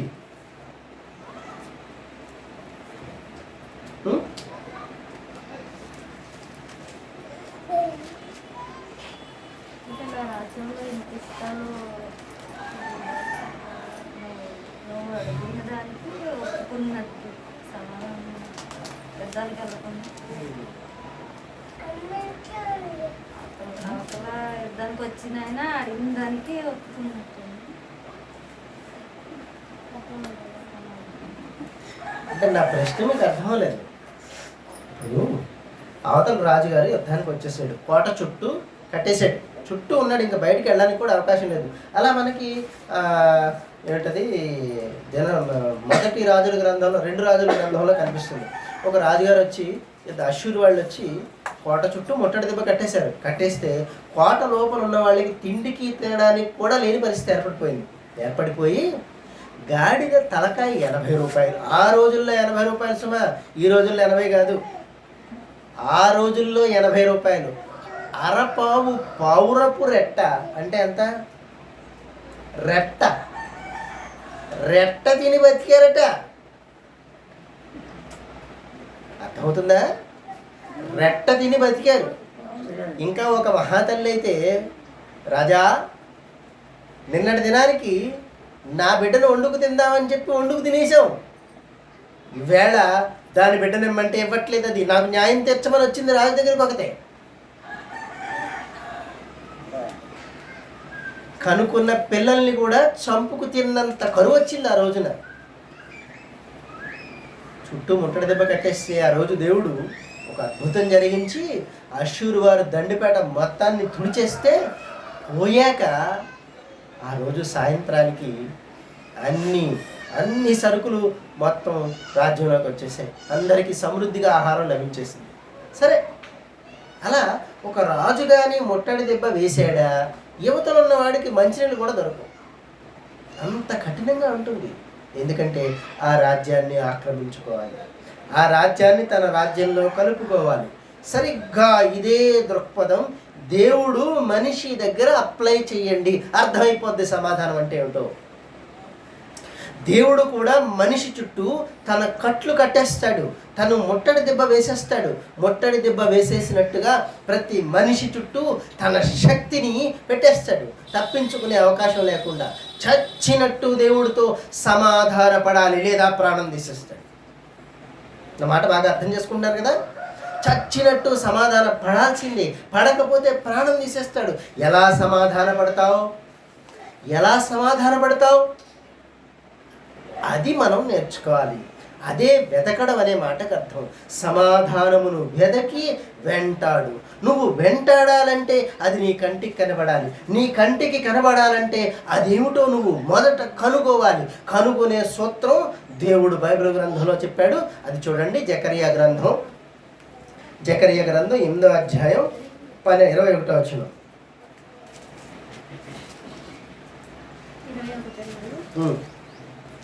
ఒక పట్టణపు వారు మరి ఒక పట్టణపు వారి ఆలస్యం చేయక యెహోవా నామమును యెహోవాను చూడండి జాగ్రత్తగా, యెహోవాను వెదకుటకును శాంతిపరచుటకును. ఇక్కడ శాంతి అనే మాట, ఇక్కడ సమాధానం అనే మాట రెండు ఒకటే. అక్కడ శాంతి, ఇక్కడ సమాధానము రెండు ఒకటే. యెహోవాను వెదకుటకును ఆయనను శాంతిపరచుటకును మేమును ఒత్తుమని చెప్పుదురు. ఇప్పుడు క్రైస్తవుడు పని ఏమిటంటే దేవునిని గూర్చిన విషయం అనే సమాధానం ప్రకటించడం. అదే మనం చేస్తున్నాం ఈవేళ, అదే మనం చేసే పని. దేవుడు ఎంతటి ఉగ్రుడో చెప్పాలి, దేవుడు ఎలా కనికరిస్తాడో నేర్పించాలి. ఆ కనికరాన్ని పొందుకునే పద్ధతి ఏమిటో భూమి మీద దేవుడు పెట్టిన సూత్రాన్ని బట్టి తప్పకుండా మనం నేర్చుకుని తీరాలి. ఈ రాజు యుద్ధానికి వెళ్ళాలా వద్దా? ప్రతి ఇంటికి ఒక రాజున్నాడు, ప్రతి రాజ్యానికి ఒక రాజున్నాడు, ప్రతి ప్రాంతానికి ఒక రాజున్నాడు. ప్రతి దేశానికి ఒక రాజు ఉన్నాడు. ఈ రాజు యుద్ధానికి ఇంకొక రాజు వస్తున్నాడు. ఆ రాజుతో సమాధాన పడ్డమా లేక ప్రాణాన్ని విడిచిపెట్టడమా? ఏదో ఒకటి తేల్చుకోవాలి. ఈవేళ తేల్చుకోకపోతే ప్రమాదం వచ్చి పడిపోతుంది. మనకి శక్తి సామర్థ్యాలు లేవు. మనం ఎవరితో పోరాడుతున్నాం? మన పోరాటం ఎవరితో అంటే దురాత్మ సంబంధమైన ఆకాశ మండలంలో తిరుగుతున్నాయే దురాత్మ శక్తులు, వాటితో మన పోరాటం ఉండడం లేదు. వాటితో ఉంటే వేరే విషయం. మన పోరాటం దేవునితోనూ దేవుని శక్తితోనూ మన పోరాటం జరుగుతూ ఉంది. ఇప్పుడు దేవుడు ఉగ్రుడుగానే ఉంటాడు ఎంతసేపు. దేవుని శక్తిని, దేవుని మహత్యాన్ని, దేవుని అభిప్రాయంతో మనం విభేదిస్తున్నాం. దేవుడు ఒకటి చెప్తుంటే మనం ఇంకొకటి చేస్తున్నాం. కనుక దేవుడు ఇప్పుడు ఉగ్రుడు అనే స్థితిలో ఉన్నాడు, ఉగ్రత అనే స్థితిలో ఉన్నాడు. ఆ ఉగ్రతని రూపుమాపాలంటే ఇప్పుడు మనం ఒక పద్ధతిని అనుసరించాలి. ఆ పద్ధతి పేరేమిటంటే యేసుక్రీస్తు. నా మాట బాగా అర్థం చేసుకోండి. యేసుక్రీస్తు ద్వారా మాత్రమే దేవుడైన యెహోవా తన ఉగ్రతను చల్లార్చుకుంటాడు. ఎలా చెప్పగలరా? దేవుడైన యెహోవా తన ఉగ్రతను యేసుక్రీస్తు ద్వారా మాత్రమే చల్లార్చుకుంటాడు. వేరే ఎవ్వరి ద్వారా వచ్చినా కూడా ఆయన దానిని చల్లార్చుకోడు. దాన్ని మార్చుకోడు. తన అభిప్రాయాన్ని మార్చుకోడు ఆయన. ఎందుకంటే ప్రతి మనిషిని కాల్చేయడానికే సిద్ధపడుతున్నాడు. కానీ కాల్చే ముందు తన కుమారుణ్ణి లోకానికి పంపాడు. దేని కొరకు? అదే యేసు ప్రభు చెప్పాడు, నేను భూమి మీద సమాధానమును పంపవచ్చితనని తలంచుకుని. ఏం చేయడానికి వచ్చాడు? ఖడ్గమునట.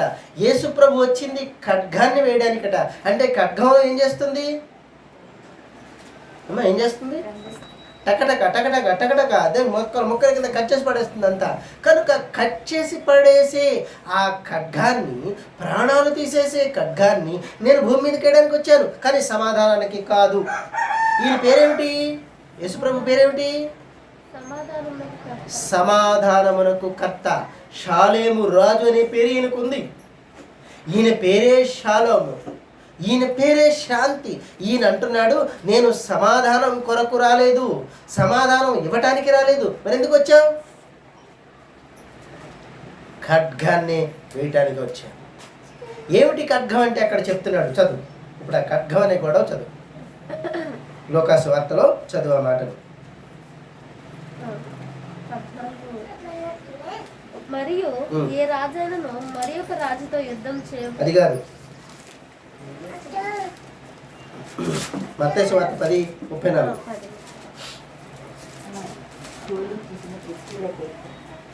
అతను చూసి 10:34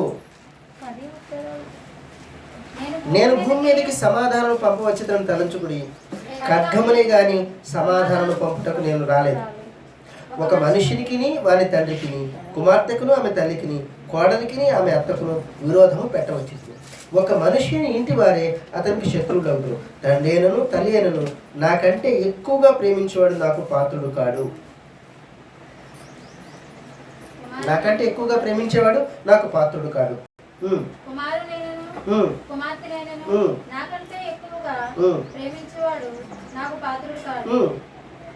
తన సిలువ ఎత్తుకొని నన్ను వెంబడింపని వాడు నాకు పాత్రుడు కాడు. తన ప్రాణము దక్కించుకుని వాడు దాన్ని పోగొట్టుకును, కానీ నా నిమిత్తము తన ప్రాణం పోగొట్టుకుని వాడు దాన్ని దక్కించు. ఇప్పుడు సమాధానం అనే స్థితి మారుతుంది చూడండి. దేవుడు యేసుక్రీస్తులాగే ఉండాలని కోరుకుంటున్నాడు ప్రతి మనిషిని. ఇప్పుడు యేసుక్రీస్తు ద్వారా సమాధాన పడటం అనే పద్ధతి ఇక్కడ నేర్పిస్తున్నాడు. భార్యకి భర్తకి తప్ప, వాళ్ళిద్దరినీ తప్ప మిగతా అందరికీ విరోధమే. యేసు ప్రభు కంటే తన తల్లినైనను తండ్రినైనను ప్రేమించేవాడు తనకు పాత్రుడు కాడు. ఇప్పుడు వీడి మీద ఏం పడుతుంది?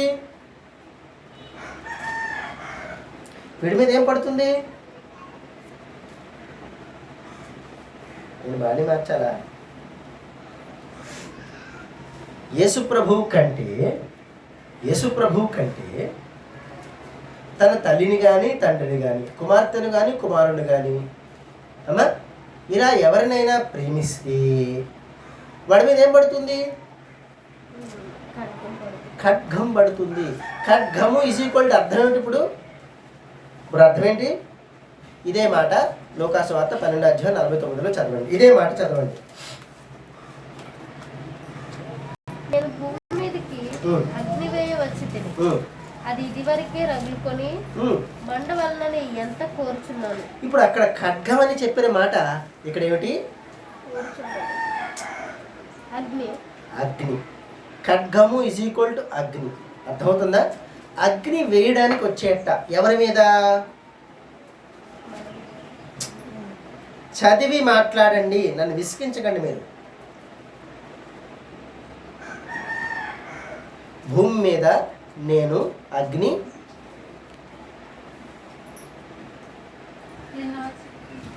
49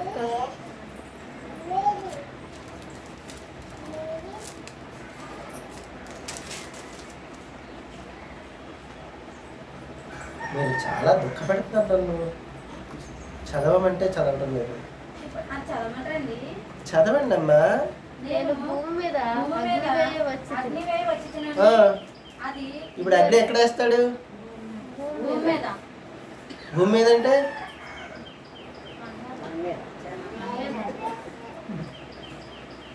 సరే చదువు.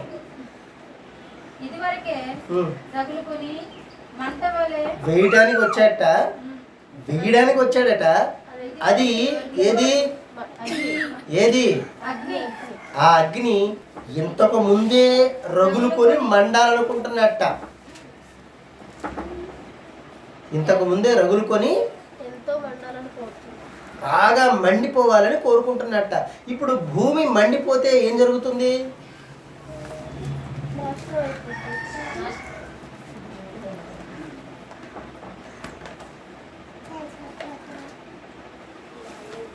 భూమి మండిపోయింది, ఏం జరుగుతుంది?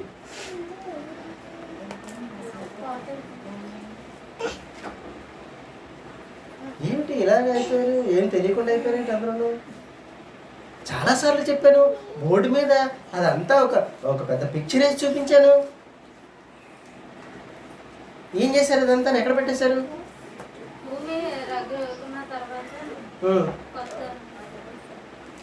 భూమి మీద అగ్ని వేసేస్తే భూమి ఏమైపోతుంది?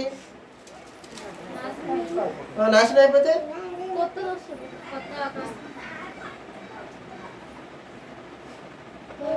భూమి మీద అగ్ని వేయడానికి వచ్చేట ఇంకా వెయ్యలేదు, ఈయన వెయ్యలేదు. కానీ వెయ్యక ముందే అది రగులుకొని మండిపోవాలనుకుంటున్నట్ట. ఏమన్నా బాగుంది? అసలు అర్థమైందా మాట? నేను భూమి మీద అగ్ని వేయ వచ్చి తిని అది ఇదివరకే రగులుకొని మండవలనని. ఏంటి? చదవండి అమ్మా, మీకు పుణ్యం ఉంటుంది. అది రగులుకొని అది ఇదివరకే రగులుకొని మండవలనని ఎంతో కోరుకుంటున్నాను. ఎంతో కోరుకున్నట్ట. అది ఇంతకు ముందే అగ్ని వేయడానికి వచ్చాడట, ఇంకా అగ్ని వేయలేదు. చూడండి, వేసాడా? వేయ వచ్చి తిని అన్నాడు. నీకు అన్నము పెట్టవచ్చి తిని అన్నాను. ఇంతకు ముందే నీ కడుపు నిండిపోవాలని కోరుకున్నాను. ఏమన్నా బాగుందా మాట? అర్థమైందా పోనా మాట? నేను నీకు భోజనం పెట్టవచ్చి తిని ఇంతకు ముందే నీ కడుపు నిండిపోయి ఉండవాలని నేను కోరుకుంటున్నాను. అని బాగుందా? బాగుందా? సూట్ అయిందా మాట? ఏమన్నాను? నేను అగ్నివేయ వచ్చి తిని అది ఇది వరకే మండవలని ఎంతో వచ్చింది. దేనికి? మళ్ళీ దాంట్లో ఇంకొక కోరికట ఆయనకి. అందుకే అర్థం కాక ఈ మాటను కూడా నానా వంకరలు తిప్పేశారు, నానా బాధలు పెట్టేశారు. యేసు ప్రభువు వచ్చింది అగ్ని వేయటానికే అని ఈ మాటలను బట్టి నిర్ధారణ చేసేస్తున్నారు. యేసు ప్రభువు వచ్చింది అగ్ని వేయడానికే. కానీ ఆ అగ్ని పేరేమిటట? ఇప్పుడు చదవండి.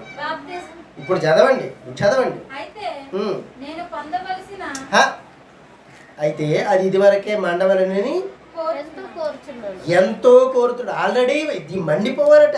ఏమిటి ఆ అగ్ని అన్నది కింద చదవండి. ఇప్పుడు అయితే ఏమైతే అది ఎంతో కోపం. మండిపోతుంది. ఏది ఏమైతే ఏమైతే ఇప్పుడు మీరు ఏం చేస్తారంటే ఆ పైన పారాగ్రాఫ్ చదవండి. నేను భూమి మీద ఆ పైన పారాగ్రాఫ్ చదవండి. అయితే పేతురు తెలియక ఉమ్. దెబ్బలకు తగిన పనులు ఇంకా కొంచెం పైకి చదవండి. తన యజమానుని ఉమ్. చెత్తమెరిగి ఇది గుర్తుపెట్టుకోండి. తన యజమానుని చిత్తమెరిగి ఉండియు సిద్ధపడక సిద్ధపడక. ఇది బాగా ఇంపార్టెంట్ విషయం అన్నమాట.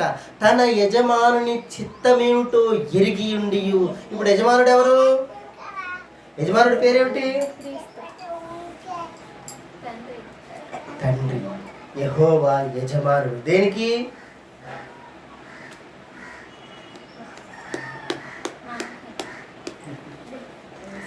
యావత్తు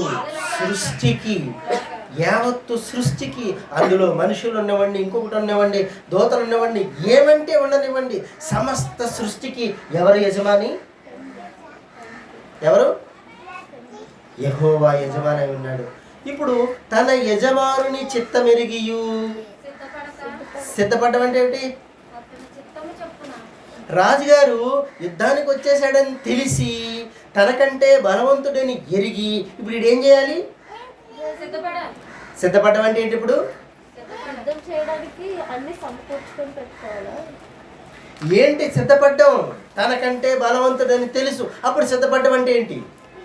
వ్యూహాలు చేసుకోవాలా?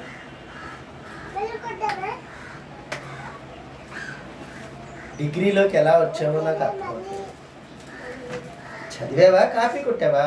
చదివాను. కాపీ కొట్టుకోలేదు. అదే సిద్ధముగా ఉన్నాను అంటే ఏంటి? ఎదుర్కోవడానికి. ఏమి ఎదుర్కొంటావు? యుద్ధం వాడితో నువ్వు యుద్ధానికి సరిపోవు. ఏం చేస్తావు నువ్వు? ఏం చేస్తావు? సమాధానం పడుకుంటాం. సమాధాన పడటానికి సిద్ధపడతావు అంటే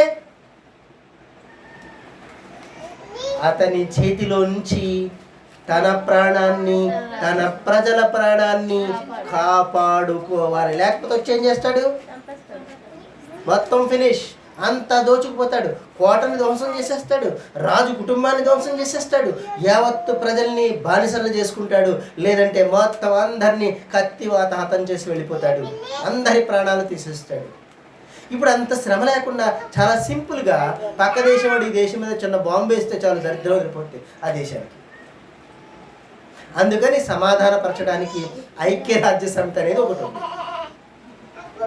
అయినా కూడా అడపా యుద్ధాలు జరుగుతున్నాయి అనుకోండి, ఏదో చిన్న చిన్న యుద్ధాలు జరుగుతాయి, ఏదో కింద పెట్టి మీద పెట్టి వాటిని సరి చేసేస్తున్నారు. కనుక యుద్ధం అనేది కనుక వస్తే ప్రాణ నష్టం తప్పకుండా జరుగుతుంది, ఆస్తి నష్టం జరుగుతుంది, ఎన్నో నష్టాలు జరుగుతాయి.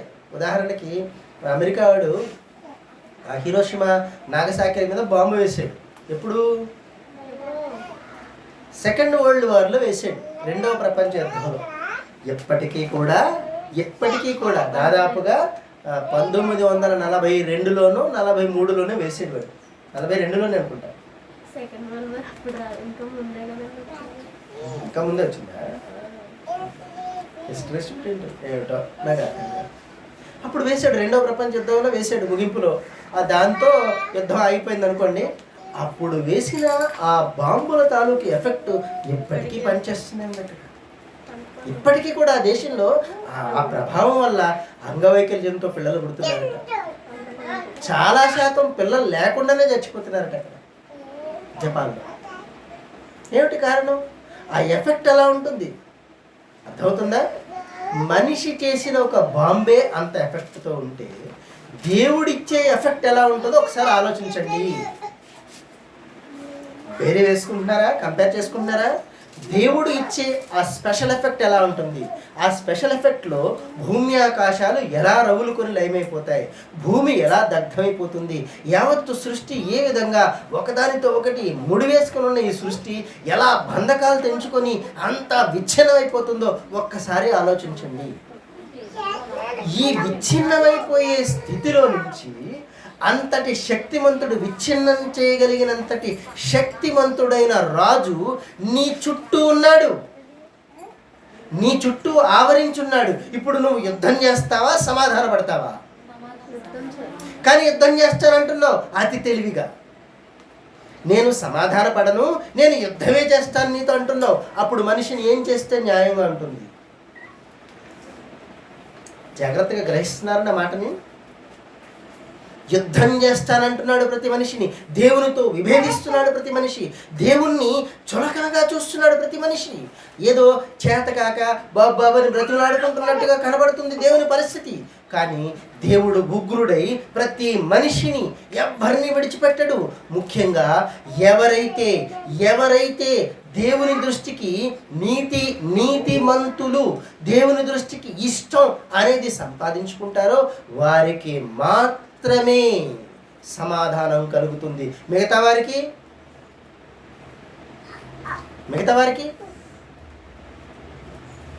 గమనిస్తున్నారా? అంటే అంత కష్టతరమైన విషయం దీని వెనకాల ఉంది. అందుకనే బాబు నా మాట వినరా నాయన, నా మాట విను. ఏం చేస్తావంటే సమాధానాన్ని వెదుకు. నీ చుట్టూ ఆవరించున్న మహత్యం అంతా ఉంది చూసావా, అది దేవునిది. దేవుని శక్తి ఆవరించుంది, నిన్ను ఎంత మాత్రం విడిచిపెట్టదు. ఎక్కడైనా సరే నిన్ను అలా పట్టుకుంటుంది. భూమి అంతాలకు వెళ్ళినా సరే పట్టుకుంటుంది, ఆకాశ దిగంతాలకు వెళ్ళినా కూడా అక్కడ కూడా నిన్ను విడిచిపెట్టదు. నీ చుట్టూ ఎప్పుడు ఆవరించే ఉంటుంది. దేవుని కృప ఆవరించి ఉంటుంది, దేవుని ఉగ్రత ఆవరించి ఉంటుంది. దేన్ని ఆశ్రయిస్తావో ఆశ్రయించు నరుడా అని మనిషికి ఆప్షన్ పెడుతున్నాడు దేవుడు. నీ ఇష్టమే, నువ్వు దాన్ని ఆశ్రయిస్తే దానికి, దీన్ని ఆశ్రయిస్తే దేనికి. నువ్వు ఏది కావాలనుకుంటే అదే నీకు దక్కుతుంది సుమా అని ఒక ఏర్పాటు దేవుడు ఆది నుంచి చెప్పుకుంటూ వచ్చాడు. చూడుము, నీ ఎదుట జీవమును మరణమును పెట్టుచున్నాను, చూడుము మేలును కీడును పెడుతున్నాడు. ఈ మాటలకు అర్థాలు ఏమిటంటే నువ్వు సమాధాన పడతావని. ఉగ్రతను ఆ నిప్పుల కుంపటి కుమ్మరిద్దామనుకుంటున్న వానిని ఇప్పుడు ఏం చేయాలి? ఐసు ముక్కలా మార్చాలి. ఐసు ముక్కలా మార్చాలంటే దాని కొరకు యేసు ప్రభువుకి బాప్తిస్మం ఒకటి ఏర్పాటు చేశాడు. చదవండి ఇప్పుడు ఆ మాటలు. ఇదివరకే మండలిని ఎంతో కోరుచున్నా, అయితే నేను పొందవలసిన బాప్తిస్మం ఒకటి ఉంది. అది నెరవేరే వరకు నేను ఎంతో ఇబ్బంది పడుచున్నాను.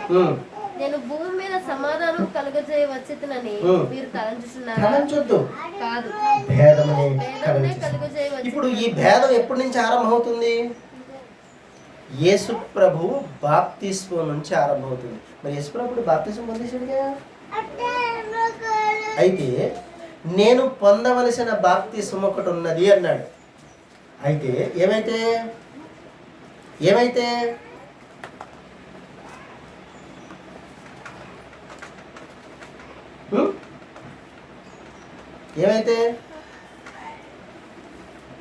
మీరు చూడట్లేదు, దాన్ని చదవట్లేదు కాబట్టి మీకు నేను చెప్పే మాట కూడా అర్థం అవ్వట్లేదు. మీరు చదవట్లేదు అక్కడ. ఏమైతే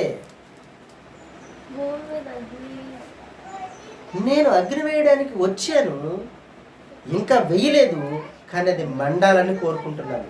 అది ఇదివరకే అగ్ని పడిపోయి మండిపోవాల్సి ఉంది, కానీ ఆ అగ్ని ఇంకా పడలేదు. ఎప్పుడు పడుతుందంటే ఈ అగ్ని పేరేమిటో చూడండి. అగ్నిలా కనబడుతోంది, అగ్నిలా ఉంది, కానీ అది అగ్ని ఒక భాగంలో, మరొక భాగంలో ఏమిటట? ఒక భాగంలో అగ్ని, మరొక భాగంలో ఏమిటట? ఒక భాగంలో అగ్ని, మరొక భాగంలో సమాధానము. నేను సమాధానమును పంపవచ్చునని తలంచకుడి అనే మాటలు అర్థం ఏమిటట? నేను సమాధానాన్నే ఇస్తున్నానని చెప్పడమట. నేను సమాధానం ఇవ్వటానికి రాలేదంటే నేను సమాధాన పరచుటకే వచ్చిందని అర్థమట. నేను బాప్తిస్మం పొందిన తర్వాత అంటే పొందాల్సిన బాప్తిస్మం ఏమిటి? దాని పేరు, ఆ పొందాల్సిన బాప్తిస్మం ఏమిటి చెప్పండి? అయితే నేను పొందవలసిన బాప్తిస్మం ఒకటి ఉంది. ఏమిటా బాప్తిస్మం? మరణం అనే బాప్తిస్మం పొందాలి. ఇప్పుడు బాప్తిస్మాలు ఎన్ని వచ్చినాయి చెప్పండి, చెప్పగలరా? ఎన్ని ఉన్నాయి బాప్తిస్మాలు? మా పాస్టర్ గారు తీసుకెళ్ళి ఆ గోదావరిలో ముంచడమే తెలుసు తప్ప మా బతుకు ఇన్ని బాప్తిస్మాలు ఉన్నాయని మాకేం తెలుసు అంటారా? ఇవాళ చాలా కాంప్లికేటెడ్గా ఉంది ఈ సంగతి, చాలా కాంప్లికేటెడ్గా ఉంది.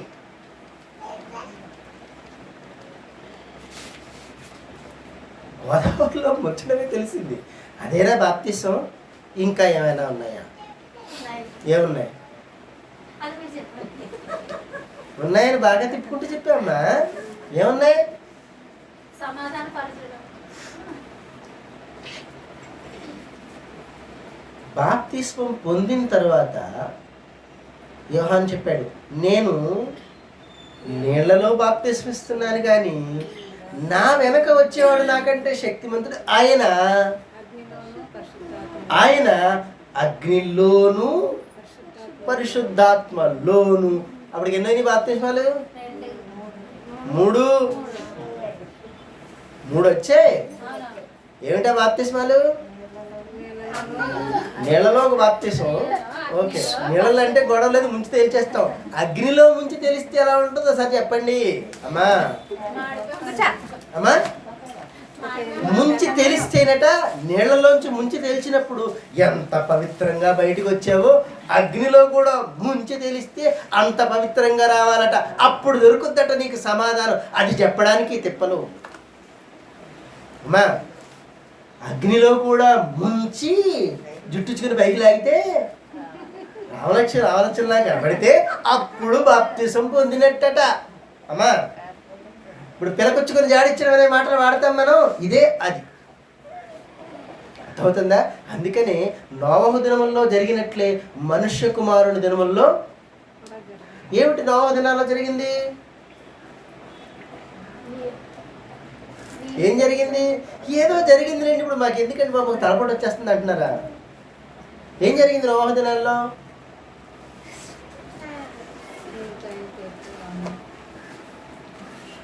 ఎన్నాళ్ళు చూడండి, ఎంత నేను కొట్టుకోనివ్వండి అక్కడే ఉంటున్నారు. మీరు ఎడ్యుకేట్ అవ్వట్లేదు, అది నా బాధ. నేను ఇన్ని ప్రశ్నలు ఎందుకు వేస్తున్నానంటే ఏదో ఒక దగ్గర ఒకదానికి కాకపోతే ఒకదానికైనా సరైన సమాధానం వస్తుందేమో, చదువుతున్నారేమో బైబిల్ అని నేను చాలా ఇదవుతున్నాను.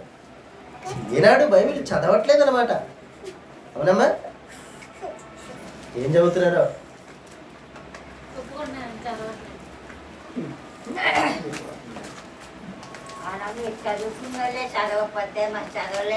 ఏమిటి వాడి పరిస్థితి ఏంటి? నన్ను అడిగితే వాళ్ళే అదృష్టవంతులు. తెలిసిన చదువులేని వాళ్ళు అదృష్టవంతులు, వాళ్ళు ధన్యులు, వాళ్ళే ధన్యులు. మన బతికే కాలిపోద్ది, మన బతికే కాలిపోద్ది, మనకే పిల్లలు కూడా మిగలవు. చదువు లేకపోతే దేవుడా మాకు తెలియదు, ఏదో 2 ముక్కలు చెప్పారు కాబట్టి మా బతికెంత పోలే పర్వాలేదు, నీ సంగతి నేను చూసుకుంటానని అవకాశం ఇస్తాడేమో దేవుడు. కానీ చదువు వచ్చి చదవకుండా నువ్వేం చేస్తున్నావంటే అప్పుడే తెలుస్తుంది. ఆయన చేతిలో పిలక కరిగిపోయిన మైనవలా మనం. ఏమిటి దానివల్ల లాభం? కాబట్టి సమాధానమును పంపవచ్చి తిని తలంచకుడి అనే మాటలో అర్థం ఏమిటట? ఏదో వచ్చింది చూడమ్మా, నోటిఫికేషన్ ఏదో తగలబెట్టారు. పోయిందా? తీసేయండి. సమాధానమునే పంపవచ్చి తిని తలంచకుడి అనడంలోనట సమాధానం ఇవ్వడం కూడా. అయితే నేను పొందవలసిన బాప్తీసం ఏమిటా బాప్తీసం? ఇప్పుడు ఎన్నని? 4 బాప్తిస్మాలు. ఇందులో మీరు ఎన్ని బాప్తిస్మాలు పొందారో చెప్పండి.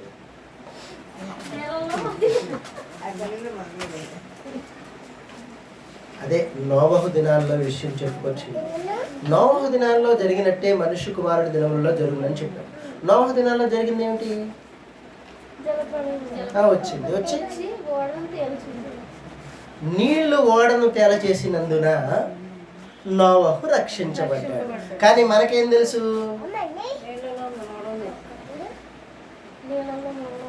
మునగడమా? నీళ్ళలో మునగడం వల్ల నోవహు రక్షించబడ్డా? మనకేం తెలుసు అన్నారు కదా, మా అమ్మ చెప్పింది. ఓహో, మీ అమ్మ చెప్పిందని నువ్వు కూడా చెప్తున్నావా? మా అమ్మ చెప్పింది నీకు వినిపించలేదని నేను మళ్ళీ అంటే నాకు చెవులు లేవు, చెవులు వచ్చేసి చూసారా మా అమ్మాయి తెలివితేటలు. మా అమ్మాయి తెలివితేటలు ఎంత పెరిగిపోయినాయండి ఈ మధ్యన. నాకు చెవుడు వచ్చేసిందట, లేని చెవుడు నాకు ఆపాదించేసింది. అలా కాదండి, మీరు లేనిపోని మాట్లాడి చెప్తున్నారండి, నా మీద అబద్ధం ఆడుతున్నారు మీరు ఇప్పుడు. అంతే, నాకు చెవుడు వచ్చిందని నిర్ధారణ చేసావు, అబద్ధం. చూసారా ఎలా ఉన్నారో మా వాళ్ళే నా మీద ఎంత పనులు చేసుకున్నారు. సరే, కనుక నోవహు దినాల్లో జరిగింది ఏమిటి మనకి క్లియర్గా అర్థం అవ్వాలి. జలప్రళయం వచ్చి ఓడను తేల చేసింది, కానీ మనమేం విన్నాం? ఓడలో ఉన్నందువల్ల రక్షణ అని విన్నాం. రక్షణ పడవ, ఈ పడవ, ఆ పడవ అని పాటలు పాడతాం కదా. అదిగో నానావా ఇలాంటి పాటలే పాడతారు కదా. ఇంతకీ పడవలో ఉండటం వల్ల నోవహు రక్షించబడ్డారని అంటున్నారు అందరూ, కానీ దేవుడు అంటున్నాడు నీళ్ళ వలన రక్షించబడ్డాడు అన్నాడు. అందుకే పేతురుపత్రిక, మొదటి పేతురుపత్రికలో దానికి సాదృశ్యమైన బాప్తిస్మము ఇప్పుడు పొందుతున్నాం అన్నాడు. అక్కడ సాదృశ్యం ఏమిటి? అక్కడ దేనికి సాదృశ్యమో, అక్కడ ఏమి జరిగిందో అది ఇక్కడ సాదృశ్యమట. అంటే అక్కడ కొంతమంది చచ్చిపోతే ఆ చచ్చిపోయిన వాళ్ళ దానికి ఆ చావుని జయించి నేను యువతల ఒడ్డుకొచ్చాను అని చెప్పడమట సాక్ష్యం. దానికి సాదృశ్యమైన బాప్తిస్మం ఇది. సరే, ఈ నీళ్లు ఓడని తేల చేసినందున నోవహు రక్షించబడ్డాడని అక్కడ రాయడం. ఓకే, ఒకవేళ నీళ్ళు లేకపోతే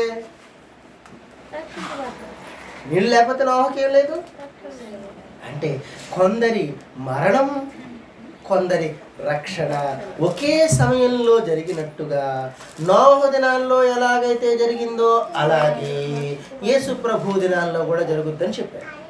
ఇప్పుడు యేసు ప్రభు దినాల్లో ఏం జరుగుతుంది? అక్కడ నీళ్ళు వచ్చాయి. ఇప్పుడు యేసు ప్రభు దినం వచ్చినప్పుడు ఏం జరుగుద్ది? అగ్ని వస్తుంది. అప్పుడు నీళ్ళు ఎక్కడి నుంచి కురిసాయి? ఇప్పుడు అగ్ని ఎక్కడి నుంచి కురుస్తుంది అమ్మా? పైనుంచి కురిసే దానిలోంచి నోవహు ఎలా పైకి లేచాడో నీ మొఖం మండ, నువ్వు కూడా అలాగే అగ్నిలోంచి పైకి లేకాలని చెప్తున్నాడు. సేమ్ అలాగే ఉంటుందట. కనుక నువ్వు సమాధానం పొందకపోతే ఆ అగ్ని నుంచి తప్పించుకోలేవు, జాగ్రత్త అని హెచ్చరిస్తున్నాడు. సమాధాన పడాలి. ఈ రాజు అగ్నితో వస్తున్నాడు, ఈ రాజు ఖడ్గంతో వస్తున్నాడు. ఖడ్గంతో వస్తున్న రాజుని, బాబు నేను నీతో సరిపోలేను కనుక నీకేం కావాలో చెప్పంటే ఆయన ఒక్కటే అడుగుతున్నాడు, నిన్ను నువ్వు మార్చుకో అన్నాడు. అదేనా కీడు చేయుట మాని, అంతేనమ్మా, అబద్ధపు మాటలు ఆడకుండా నాలుకను, కపటమైన మాటలు పలుకకుండా పెదవులను కాచుకొని సమాధానమును వెదికి వెంటాడు. ఇప్పుడు ఎక్కడుంది?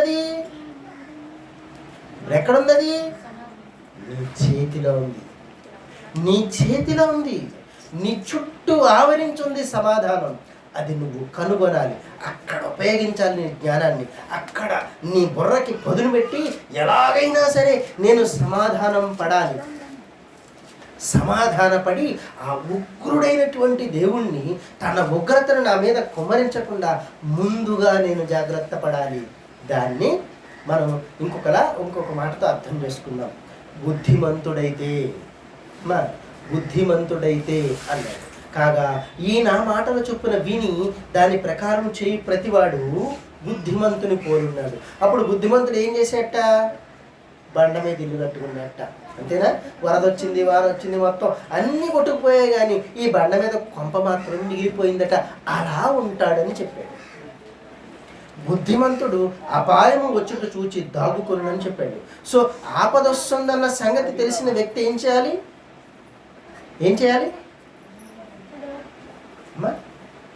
ఎక్కడ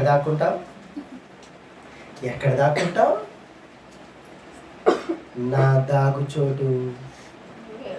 ఎవరు ఉగ్రుడో ఆ ఉగ్రుడే మళ్ళీ ఆ ఉగ్రత దాచుకొని ఆశ్రయమిస్తున్నాడు. అది గమనించాలి. అర్థమవుతుంది కదా? ఎవరు ఉగ్రతతో మండిపోతున్నారో ఆ మండిపోతున్న దేవుడే తన ఉగ్రతని చాటు చేసుకుని మళ్ళీ దాచడానికి తన పర్ణశాలలా తాను అలా ఆవరించి రమ్మని పిలుస్తున్నాడు. ఆ పిలుపు వింటే నువ్వు వెతుకుతావు, వెతికినట్టు లెక్క. ఆ పిలుపుకు లోబడి వస్తుంటే వెతుకుతున్నట్టు లెక్క. నువ్వు వెతికి లోపలికి వచ్చాక నీకు ఒక చల్లని వాతావరణం ఏర్పడుతుంది. ఆ ఉగ్రత నుంచి తప్పించుకుంటావు. దేవుడు కాల్చాలనుకొని కూడా ఆ ఉగ్రతను మన కొరకే అలా యేసు ప్రభువుని అడ్డుపెట్టి దాస్తున్నాడు. యేసు ప్రభువుని అడ్డుపెట్టి దాస్తున్నాడు. అందుకే నన్ను కనుగొనువాడు జీవమును కనుగొను. నీ మాటలవి. సామెతల గ్రంథం 8వ అధ్యాయం ఆఖరి మాట ఇది. నన్ను కనుగొనువాడు జీవమును కనుగొను. యేసు ప్రభువుని కనుగొనడం ఈజ్ ఈక్వల్ టు సమాధానాన్ని కనుగొనడం.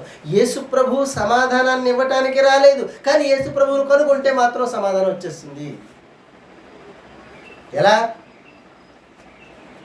ఎలా వచ్చేస్తుంది? ఏమండి పౌలు గారు, ఎలా వచ్చేస్తుంది?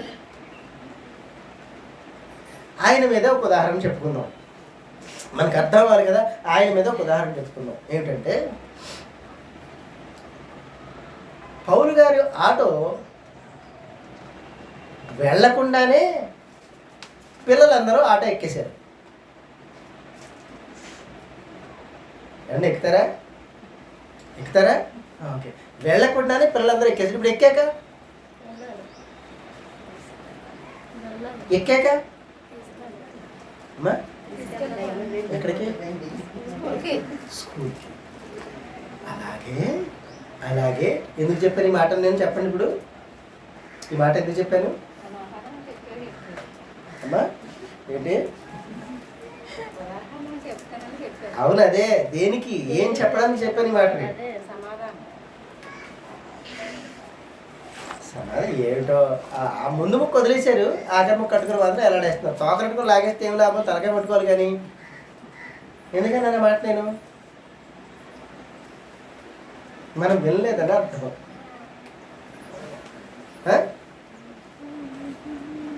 యేసు ప్రభువుని పంపి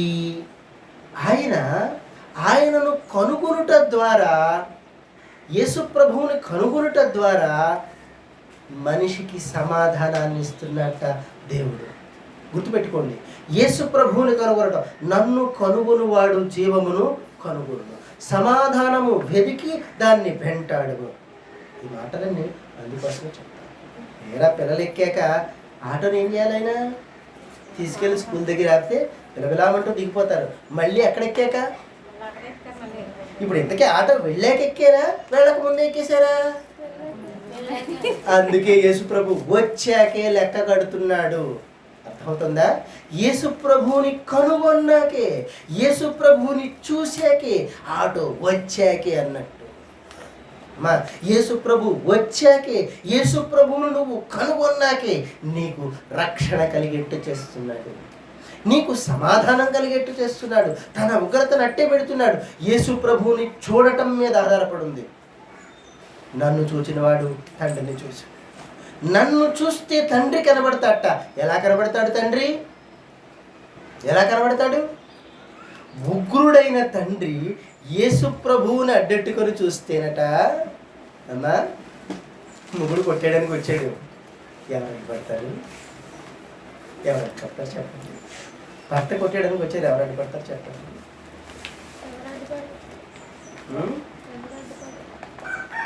ఇంట్లో ఎవరు ఉండరు? ఇంకెవరు ఉండరా ఇంట్లో? ఎవరు అడ్డుపడతారు? ఇప్పుడు మొగుడు పడ్డానికి వచ్చేస్తే ఎవరు అడ్డుపడరా? నేను అడిగానా?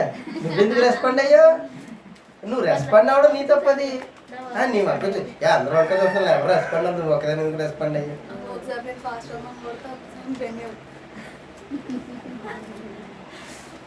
ఫోన్లే నాన్న కోపం వచ్చి పిల్లాన్ని పట్టుకుని బాధేస్తాడు. ఎవరు అడ్డొస్తారు?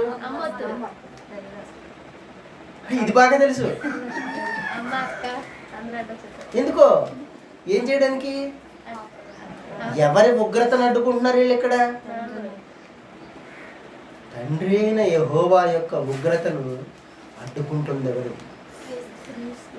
ఎలా అడ్డుకున్నాడు?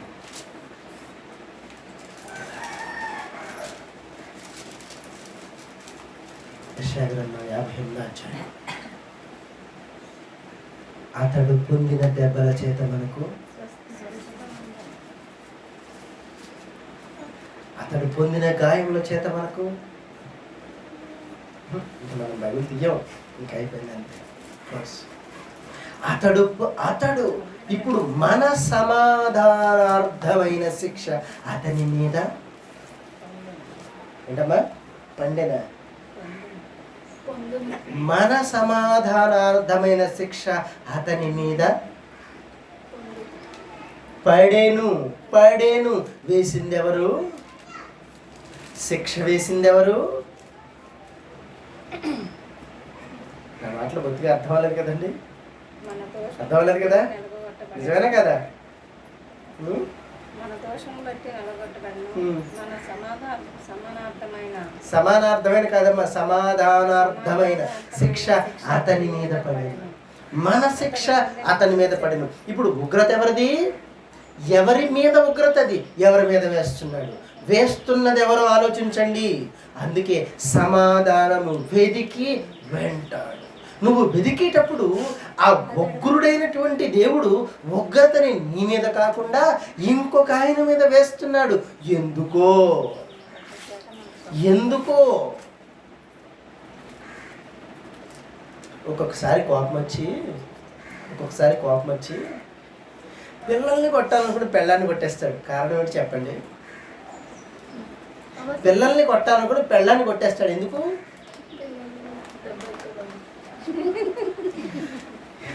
ఏమిటో నాకు అర్థం. ఈ గబుక్కును కానీ కోపంతో కొట్టేస్తే ఆడికి ఏమన్నా అయిపోతే మళ్ళీ నా కాడు లేకుండా పోతాడని పిల్లల్ని కొట్టబోయి పటేలమని పెళ్ళాన్ని గోపేద కొట్టించుకొని చెప్పాడికి ఏం చెప్పాలి? ఆడికి ఏం చెప్పాలి? ఇప్పుడు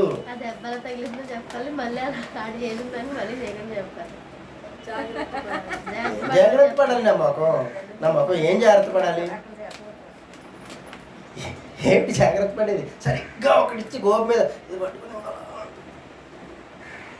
ఇది పక్కన ఏడుస్తుంటే చెప్పాడికి అంటే ఏం చెప్తుంది చెప్పండి. రోడ్లో వేసి దంచేస్తున్నాడట యేసుప్రభుని. దంచి దంచి దంచి దంచి కొడతా ఉంటే చెప్పాళ్ళకు అంటున్నాడు. ఏమిటి అది అర్థమైందా? యేసుప్రభుని దంచి కొడుతూ మా శిలువ మీద మేకులు వేసి కొట్టేస్తుంటే చెప్పాళ్ళకు అంటున్నాడు దేవుడు. ఇప్పుడు యేసుప్రభు చెప్తున్నాడు,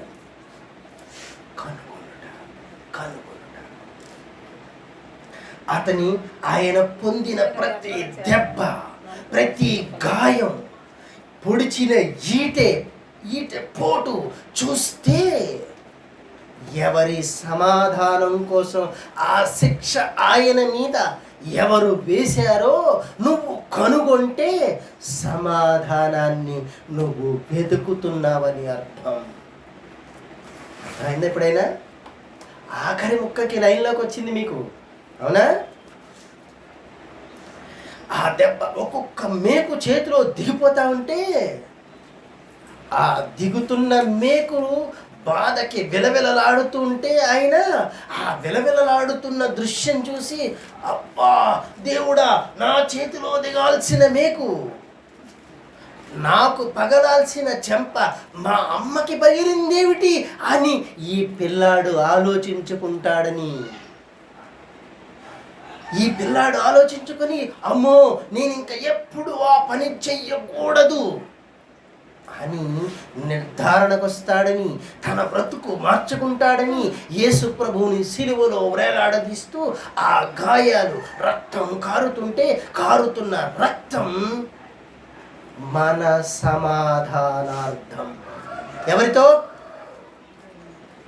దేవుడైన యెహోవాతో మన సమాధానము కొరకు, మన రక్షణ కొరకు ఆయన ఆ శిక్షను భరిస్తున్నాడు. ఎప్పుడైనా వెంటాడడం చూసావా? ఇలాగా ఎప్పుడైనా ఏనాడైనా ప్రయత్నం చేసావా? ఎప్పుడైనా ఏ గడియలోనన్నా చూసావా? ఇంత గంట సేపు నా ప్రయత్నం ఏమిటో తెలుసునా? అలా చూడాలని సిలువలో వేలాడుతున్న ఆ యేసు ప్రభు ఒంటి మీద ఉన్న గాయాలన్నీ నా సమాధానం కొరకు. ఇప్పుడు ఆ గాయాలు ఎవరికి పడాలి? ఆ దెబ్బలు ఎవరికి తగలాలి?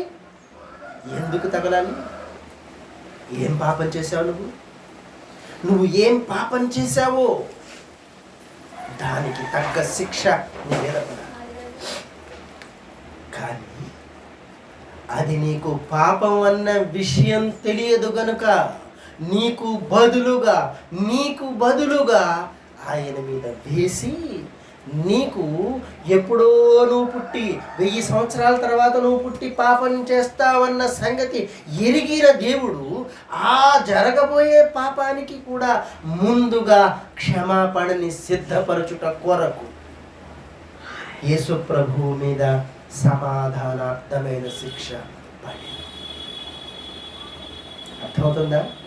ఇది కనుగొన్న భక్తుడు అంటున్న మాటకి, ఇది కనుగొనకుండా ఈవేళ మనం వింటున్న మాటలకి ఎంత భేదం ఉందో.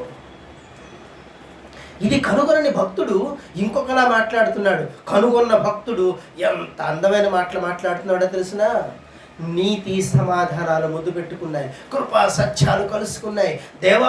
దేవుడు నీ దేవుడే నీ చలికాండ్రందరికంటే హెచ్చగునట్లుగా నిన్ను ఆనంద తైలముతో అభిషేకించాడయ్యా, అది నేను చూసి సంబరమైపోతున్నానయ్యా అని ఆ కోరహ కుమారుడు ఎప్పుడు యేసు ప్రభు మరణానికి ముందే పాట పాడేశాడు. ఒక దివ్యమైన సంగతితో. ఏమిటా దివ్యమైన సంగతి? నీ సమాధానార్థమైన శిక్ష ఆయన మీద.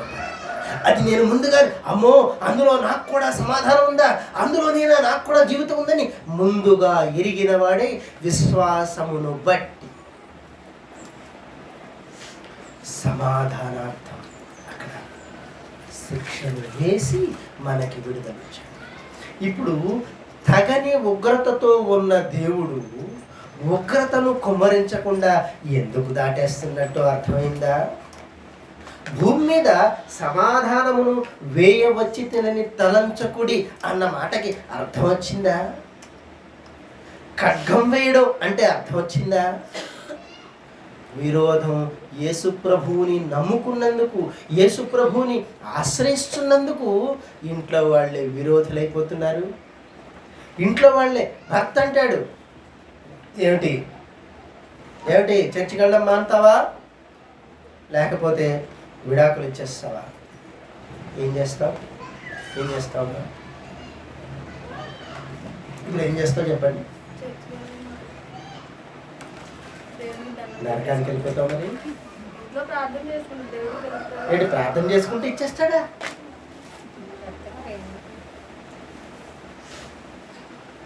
నిర్ణయించుకోవాల్సింది నువ్వు. అందుకు రాలేదు అమ్మా. మీ ఆయన నీకు విడాకులు ఇచ్చేస్తానంటే ఇద్దరి మధ్యన సమాధానం పెట్టడానికి రాలేదు. నువ్వు నిర్ణయించుకుంటే నీ ప్రాణం కాపాడడం అనే సమాధానం పెట్టడానికి వచ్చారని చెప్తున్నాడు.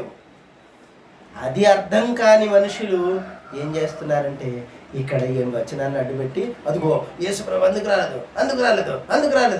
రాలేదంటే మరి ఎందుకు వచ్చాడు? అలా అయిపోతుంది పరిస్థితి. కాబట్టి చాలా ప్రయాసతో నేర్చుకోవాల్సిన విషయాలు ఇవి. సమాధానమును వెతికి వెంటాడు. నువ్వు వెతకడం అంటే శిలువలో యేసు ప్రభువుని చూడడం చేతవ్వాలి.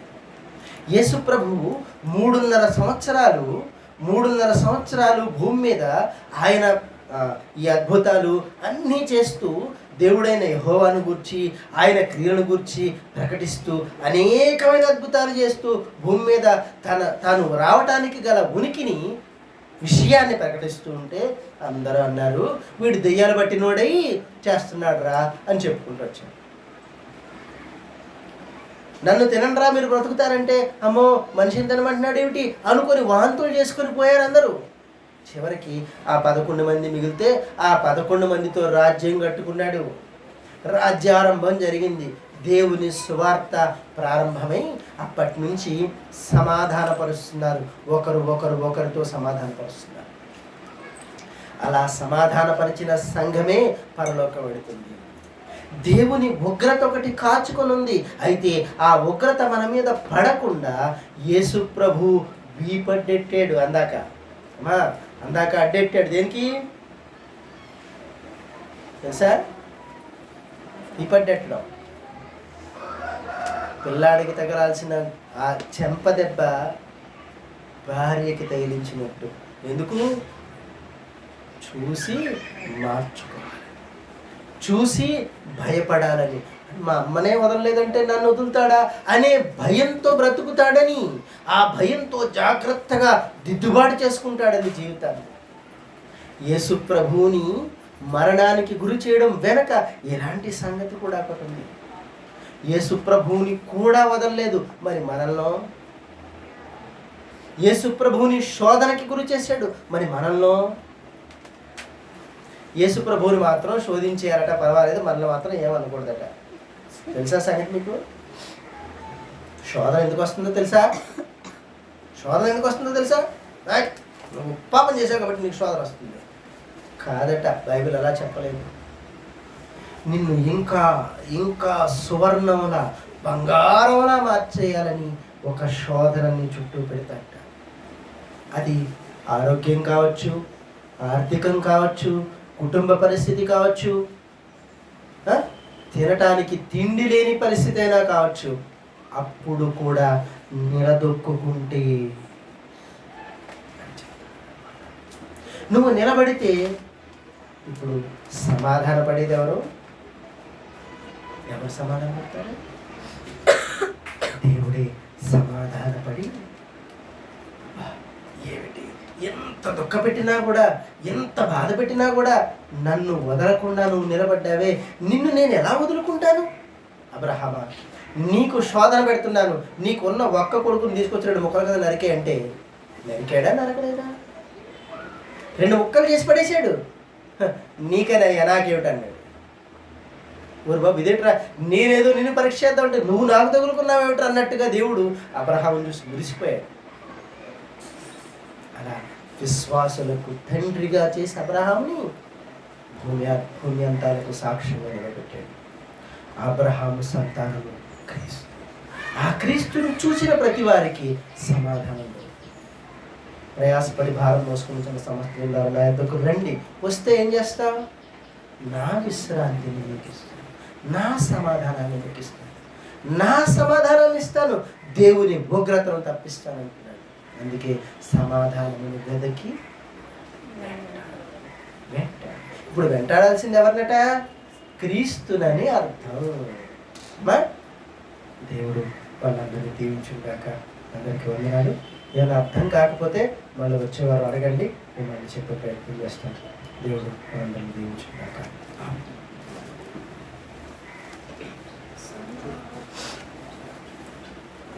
సాక్ష్యమిచ్చేదా మన స్వామి యేసు దేవుడని, సాక్ష్యమిచ్చేదా సాక్ష్యమనగా కనిన వినిన సంగతులను తెలుపుటయే, సాక్ష్యమనగా కనిన వినిన సంగతులను తెలుపు